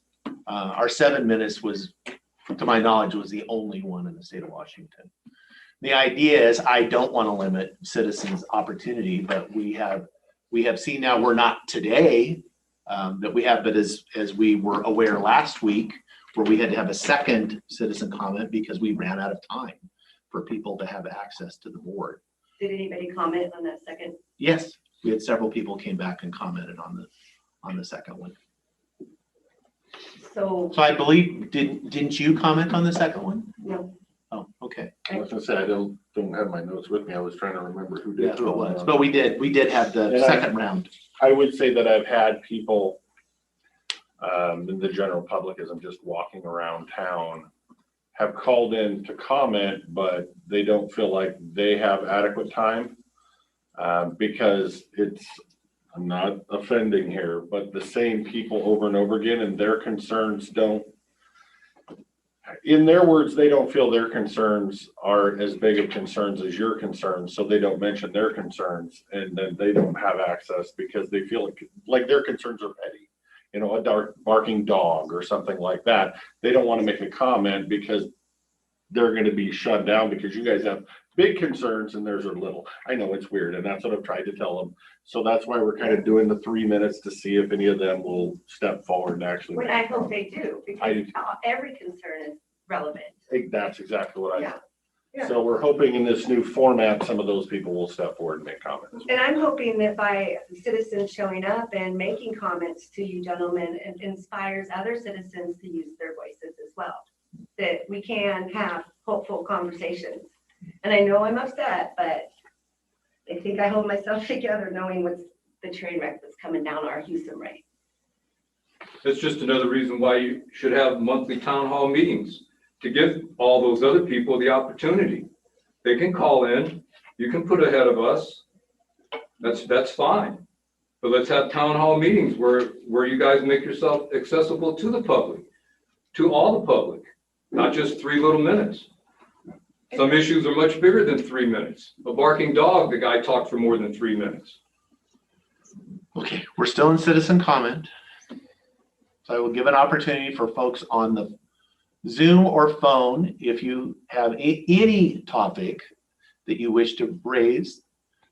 If it's important to you, it's important to us. So unmute yourself. Russ is unmuted. Go ahead, sir. Or ma'am.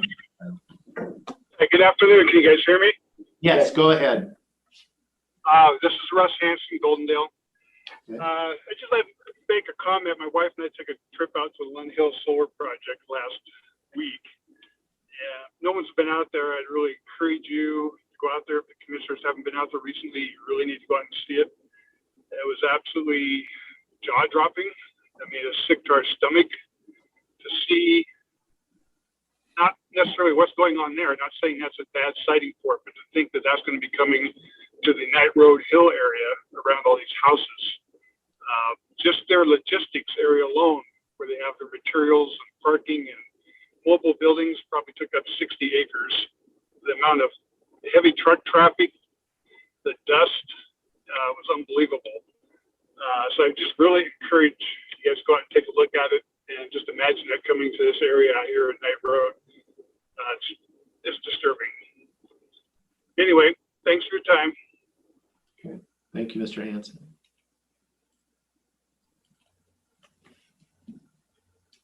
Dave B. Dave B, go ahead. Good afternoon, Commissioners. Dave Barta, Goldendale. You might have noticed we have a little bit of a water quantity issue in the area, meaning there isn't enough. The South Fork of Blockhouse Creek is dry for the 2nd year in a row at Fish Hatchery and Hill Road, which is the only time I know of that I've heard of in history, and it was 2 years in a row. The spring is still running, although no one is irrigating from the creek. The water only goes about a 1/4 mile before it's consumed by reed canary grass and cattails and other things, I guess. Have the county commissioners considered taking guidance on or given any guidance to planning and building departments about the continuation of drilling new wells almost unstopped? I guess I would say in my conversation with other agencies at the state level yesterday, I think I have a very small bit of knowledge about what constitutes the state's responsibility to restrict well drilling.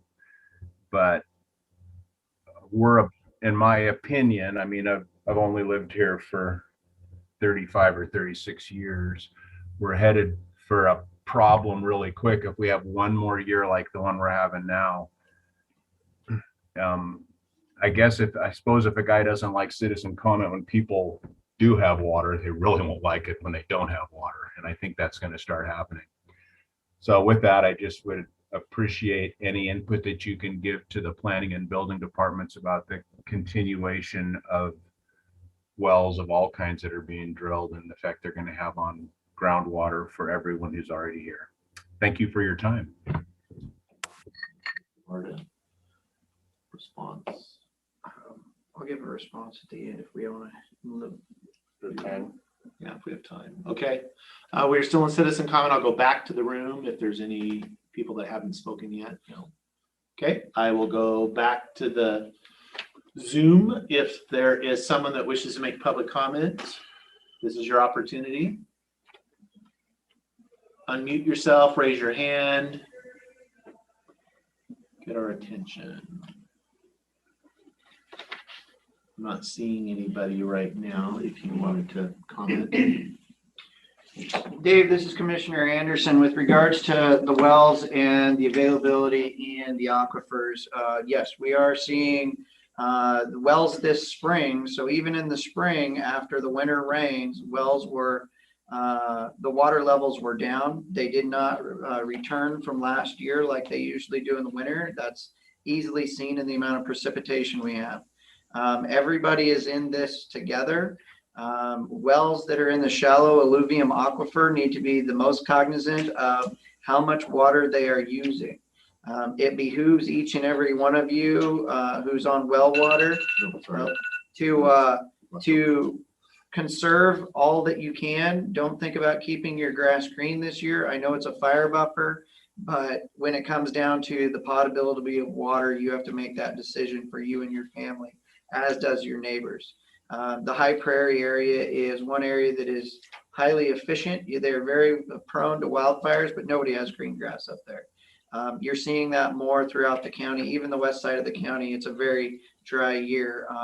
In terms of my history, the only dry year I know that's rivaled this one in recent memory was 2005. Dry and hot years.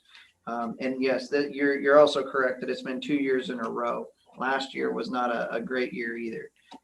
So everybody has to work together. The last thing I can say is that the actual amount of water that's withdrawn from the wells, most of the water that you ever pump, so long as it's not going on irrigation of grass, goes right back into that same aquifer. The consumptive use from a well in a house is very, very minimal. It's when you start irrigating your lawn that consumptive use goes up, and that changes changes what can happen in those streams for the most part. And then, do we have any others before Good answer on that one, though. Yeah. Okay, we are still in citizen comment. We'll give an opportunity if there's anybody else. I do see AK is unmuted. I don't know if that was an attempt to speak to the board or not. I just don't think they have anything going on. Okay. Okay. I got another one if you want. Go ahead. Okay, in response to Sherry, the county is not fighting you. You have rights as a citizen, just as every other citizen has rights, just as a business has rights. And the rights to go through and use the due process of law is important for both you as well as the other side. You have a right to oppose something, and somebody else always has a right to propose a project. The county's job is not to take sides. The county's job is to process the application. Sometimes somebody has to take sides, and if it was a regular SEPA appeal, then it would be the three of us who would make that decision. That's our quasi-judicial powers. But you sent it outside the county. You did not keep our cut process local. Okay. So now, when you say it stays local. Let him speak. You have to understand, Klickitat County is actually a very rare county. Most counties in the state, the Board of County Commissioners don't get involved at all. Everything is done through a hearing examiner. That exact same thing that you brought up, Debbie, about Douglas County, if you read it, it goes through a hearings examiner. So when you look at these things, hearings examiners are normal. They are actually the general procedure in the state if you look at other counties.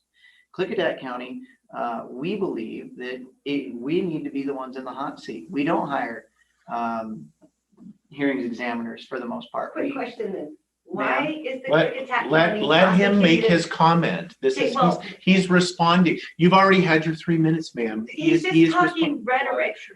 It's rhetoric. Sherry, Ms. Bosque, please. Your Please, Klickitat please County let us prosecuting- follow the rules. The rules are clear.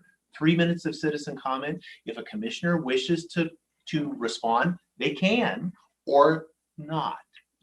Well, it's insulting. Well, It's insulting. Ma'am, it's insulting to me that you are not abiding by the chair's I am rule. being lied to. I am being lied to. Ma'am, Your you wonder prosecuting why do your fighting interactions the always end up citizens. this way?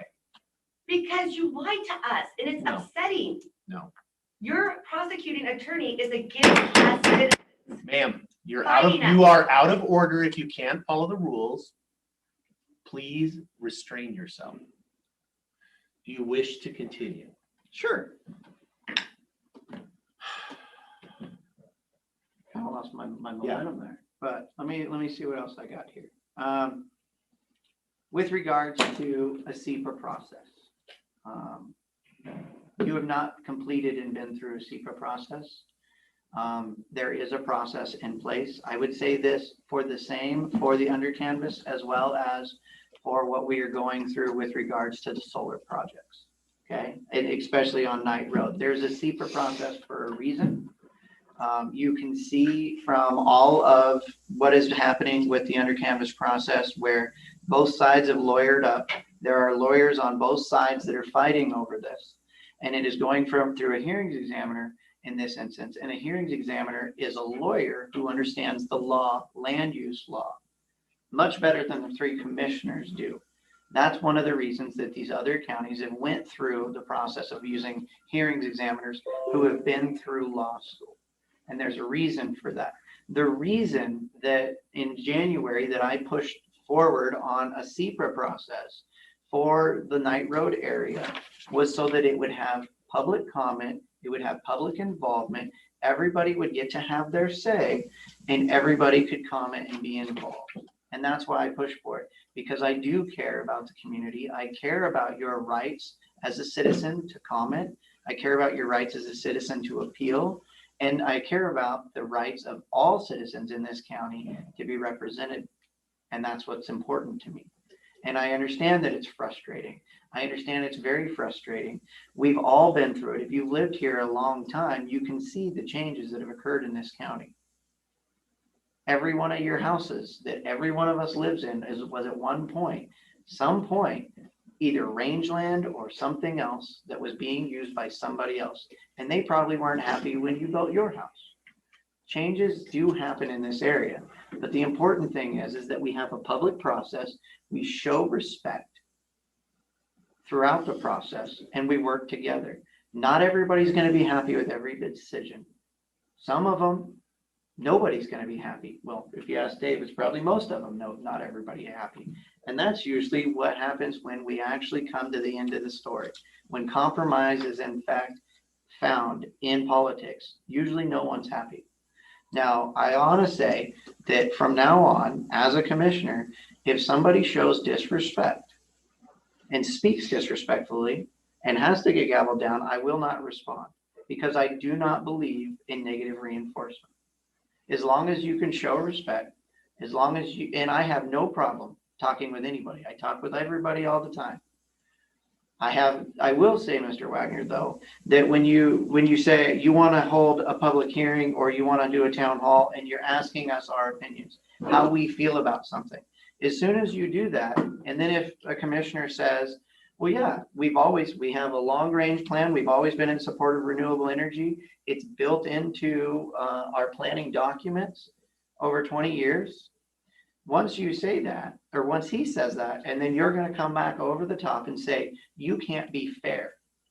That would be, in essence, be saying, anything we have in terms of us responding to anything, any answer we give, we will then create the potential visual in your mind of a conflict of interest because we've given you an opinion. Whether it's we're in favor of energy development or we're in favor of economic development, that will be then used against us. You have to realize that we are people too. We are doing the best we can. This isn't a great job, but we're trying our darndest to listen, to respond, to answer all your public records requests, and to be involved. But just realize we're going to have a community hearing up in Glenwood on the Track D information. I would have no problem having more town halls. As you can see, I don't mind talking. But what it comes down to is you have to show respect. You have to be respectful, or you're not going to get any sort of reciprocity from who you're speaking to. And I hope everybody in here understands that, as well as those that are on the phone. You'll always see that when people are very respectful, when they speak to us, we're far more apt to respond. Thank you. Okay, thank you, Mr. Anderson. We are out of citizen comment, although I would give an opportunity if there's any other comments. No, we're already 4 minutes over. Okay, thank you, thank you. We're actually at. Okay, that's okay. I'll wait till. I'm not, I don't like to use the gavel. I can tell you I've used this gavel 4 times in 15 years. Well, I raised my Twice of which are in the last couple of months. On me. Well, And I'm standing up for the citizens. I'm standing up for the citizens. thank you. And I hope other citizens stand up for themselves too. Okay, we are out of citizen comment. Ma'am, if we have a little break, if I can talk to you personally if you want, if you had something you want to raise. No, I just have one question. I'll wait. No big deal. Thank you. All right. Can we squeeze her in a little bit later, the little Yeah. citizen comment? Yeah, that's fine. We are now consent. Mr. Chairman, I make a motion, we approve the consent agenda with all 9 items. I will second the motion. Okay, I have a motion and a second on the consent agenda. Any discussion? Hearing none, all those in favor say aye. Aye. Aye. Motion passes. Payments. Pay the bills. Do you want to pay the bill? Mr. Chairman, I make a motion that we approve the accounts payable warrants in the amount of $227,677.66 and the payroll benefit warrants in the amount of $1,062,911.20 for the date ending July 26, 2021. You take it back and not want to pay those bills? As I say, can they scratch a mill off of that? And because we didn't come up with 10 I will half. second the Okay, I have motion. a motion and a second to pay the bills. Any discussion? Hearing none, all those in favor say aye. Aye. Aye, motion passes.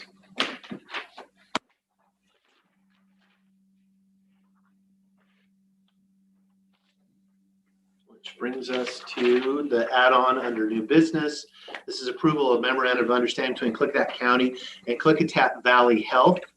Under the proposed MOU, the county will provide up to $35,000. I inserted the up to $35,000 in community development funds to reimburse KVH's costs associated with coordinating and sponsoring a regional economic development summit for the greater Goldendale area. This community development funding request was discussed with the Klickitat County Public Economic Development Authority board members. The individual board members were supported in providing KVH the funding for the regional economic development summit. Do you have anything, Mr. McClure? Okay, to add. Okay, discussion. I would just like to thank you both for doing it. And the whole EDA board for that matter. We haven't done it yet. Yeah. Giving it a try. You want to make the motion? Go ahead. Mr. Chairman, I would approve the memorandum of understanding between Klickitat County and Klickitat Valley Health. Under the proposed MOU, the county will provide up to $35,000 in community development funds to reimburse KVH's costs associated with coordinating and sponsoring a regional economic development summit for the greater Goldendale area. This community economic development funding request was discussed with the KVA, the board of the KC board members. The individual board members were supportive of providing this KVH with the funding for the Regional Economic Development Summit. Second. Okay, I have a motion and a second to approve the MOU between the county and KVH. Any further discussion?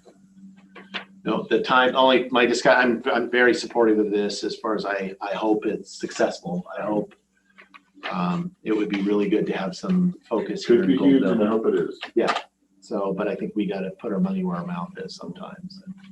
So I'm willing to support the investment. Any other discussion? Hearing none, all those in favor say aye. Aye. Aye, motion passes. MOU is approved.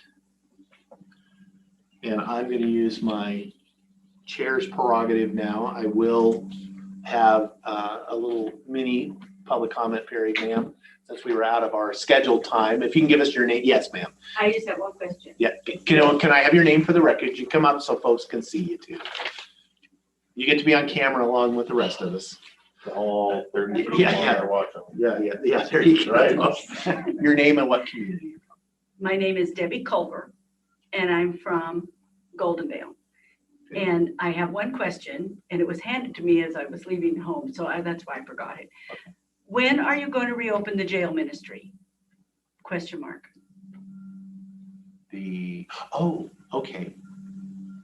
So now, I was actually unaware that it wasn't, I assume it has not restarted since COVID. no. Okay.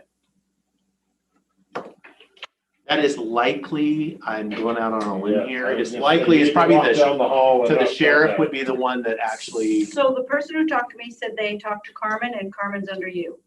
If I No. have all the names right. No, Carmen's under Bob. Under Sheriff Songer. Okay, well. So it thank would you be for the your time. sheriff, it would be the Whenever sheriff. they want to start it, it's fine with me. Yeah. I assume they had I restarted it finally got sometime. brave enough to ask you a question. Well, there you go. Well, hopefully it's the first of many to come. All right, thank you. Okay, that brings us to prosecuting attorney's time. Mr. Cannell, if I think I saw you on the line earlier. Or no, I you're, don't have anything today, gentlemen. all right. See, I saw you in the building, so I know you're here. Any questions for the prosecutor? No. Did we end up getting the Glenwood thing on our schedules? Is it on there? It should be Yeah. for the 17th, August 17th, 17th. at 6:30. 6:30. Okay. Got it. All right, thank you, Mr. Prosecutor. Board pending updates from the previous week. I think they give you updates Thursday, so. I'd say we've been meeting so much, we don't. Yeah, I was gonna say, We're, we meet twice a week, so it's not like we're. anything yeah, happens we- on Friday, Saturday, Sunday. Sunday. Let me look at my notes just to make sure. No, I got nothing since Thursday, so. Okay. nothing new. Anything that you wanted to add? Then it was the weekend. You know, I had a lot of meetings. I'm just trying to think what I needs to just be think said. of my calendar. Usually look at the calendar and then I have a notepad that's just board pending that I make little notes on. No, I'm good today.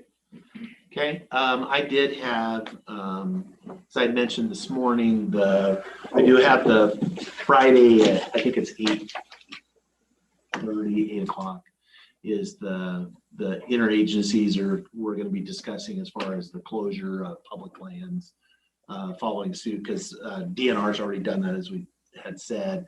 I expect if they haven't yet, they soon will. Forest Service, because of the extreme fire danger, will be closing recreational lands. And so this will be a kind of a coordination discussion about, because some counties in the region or public, cities and stuff have public lands that they use. And so it's going to be a question of Hood River, how's that all going to work? And then if they don't close and we're open or vice versa, what's that going to do? So it's just kind of a coordination meeting. So I've got that on Friday.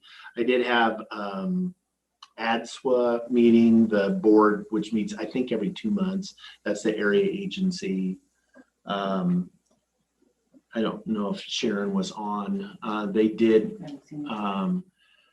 So that's where the funding for senior services comes through that agency. that continues. I think I had commented a couple meetings ago how they had had a pretty significant fund balance increase in the agency over the last, and I had advocated, and not by myself, everybody else agreed too, that they should be, those are providing services, and that rather than build coffers in the organization, the money should go out the door to the Klickitat County Senior Services to provide more services. And they are, so we are doing that. We should have the amendments if they haven't already come out. So it will add some extra dollars that we're getting for congregate meals, senior transportation. So they will be upping those to try to balance out. Is it a one-time up to clear their funds, or is this no? an ongoing to equal their budget? It's to try to get it to a sustainable where it's not. But even with that built into it, there's still the fund balance is still growing even with the additional projected outlays, and so that's something I think I'm going to continue to watch and advocate for, because again, I think it's reasonable. You need to have a adequate fund balance for cash flow, and, and all that. But whatever that limit is, anything over and above that, you should try to balance your, so that you're stable, that you're not growing fund balance or decreasing fund balance. That's bad too, but you want to try to keep it somewhere in there, and every other dollar should be going out for program services so that it's provided. And it's a good board. There's so it's us, Skamania, Clark, Cowlitz, and Wahkiakum are the 5 in that group is the governance board. And so everybody's universally agrees with that approach. So have you done any in person there, or no, it's still I could have went in person, was the first meeting, but you still had to be masked up. And so I would rather be unmasked. It's Zoom. Kind of nice. People can Zoom and don't have to. You don't have to go because it's all down to it's to Vancouver. Yeah. I wouldn't mind actually meeting somebody in person once. Sometimes. But then after that, it's nice to save the 2 hours. Yeah, the 2 hours to get there. So that was what I had on Friday. So for Friday, is this statewide, or is this a more it's of a the regional it's the area? regional. It is Lynn now former retired from the Forest Service is facilitating it. It's the same footprint as the rec ones that were earlier that I had participated in, because it's a very similar, when it was COVID shut down, what impacts that was going to have on recreational lands, and now it's extreme fire, so it's kind of the same thing. So it's the 5 counties, actually 6, it includes Multnomah, and they actually do participate. Yeah, they've had the not the sheriff, but some like undersheriff or a high ranking law enforcement, because they've had because they do the law enforcement, they have interactions at like Multnomah Falls at the parking lot, so they were talking about the difficulties of managing that circumstance. And then all because the scenic highway was closed, and they may be, I don't know if that's one of those questions I've got. Does that mean, are they going to close the scenic highway? I don't know why they would, but and then when that's going to be. So that's on Friday. Anyway, I'll update next week. There's a McKed SEDS meeting, vision and goals. Yes, tomorrow. Are you doing that one? Apparently. As I threw it on my calendar, I was like, oh, well, you're on the team. I was so I just wanted to. I was reminded yesterday, and that's what I wanted. I want to talk to Richard Foster. I would be listening in on that, to as far as I think it's our turn to present our SEDS and our priorities, and I need to know what those are exactly tomorrow. So. Okay. A lot of 20 minutes, which I'm happy to give 19 of to you if you wish. Go for it. Wasatch County Leaders Conference. Yes. On the calendar, it's Tuesday, Wednesday, Thursday. When do they normally start on Tuesday? Do you know? Idea, ballpark. I won't hold you to it. Tuesday, usually it starts in the evening. Okay. Like my first,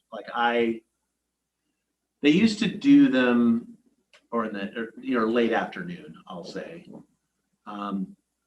So you're going up Tuesday morning and you got Right. time to deal with it. And it's mostly set up because probably the majority of counties' business meetings are on Mondays.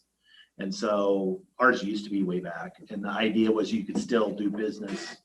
You could start on Tuesday. Our business meetings are on Tuesday, so it doesn't really work. And then it says go through Thursday, so I'm imagining they're doing, a breakfast meeting and then you're released or? No, it's Thursday goes till late. It used to go Thursday night is the final thing, which it's hard to keep people there for. The last, like, official function So we're is not Thursday driving night. home Thursday No, night, generally, we stay typically you Thursday. stay, especially if it's in Spokane, Thursday night, come back Friday morning.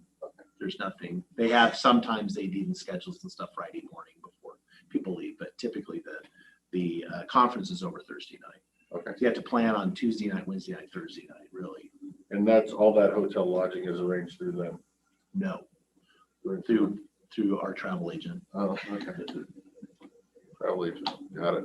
No, they will have a room block as far as like at the, so they'll have the number of rooms for the folks at the Conference blocked out. and at the rate, so we get a better deal because and then if you don't fit, sometimes those fill up and they're gone. So Lee's always really good about. Well, then I'm kind of looking at it and it says we have radio that Thursday at 8:04. So we'll reschedule it or we will do it. We call in. From Spokane? Yeah, we can do it from Spokane. It's not a problem. I was gonna say, that could be an option.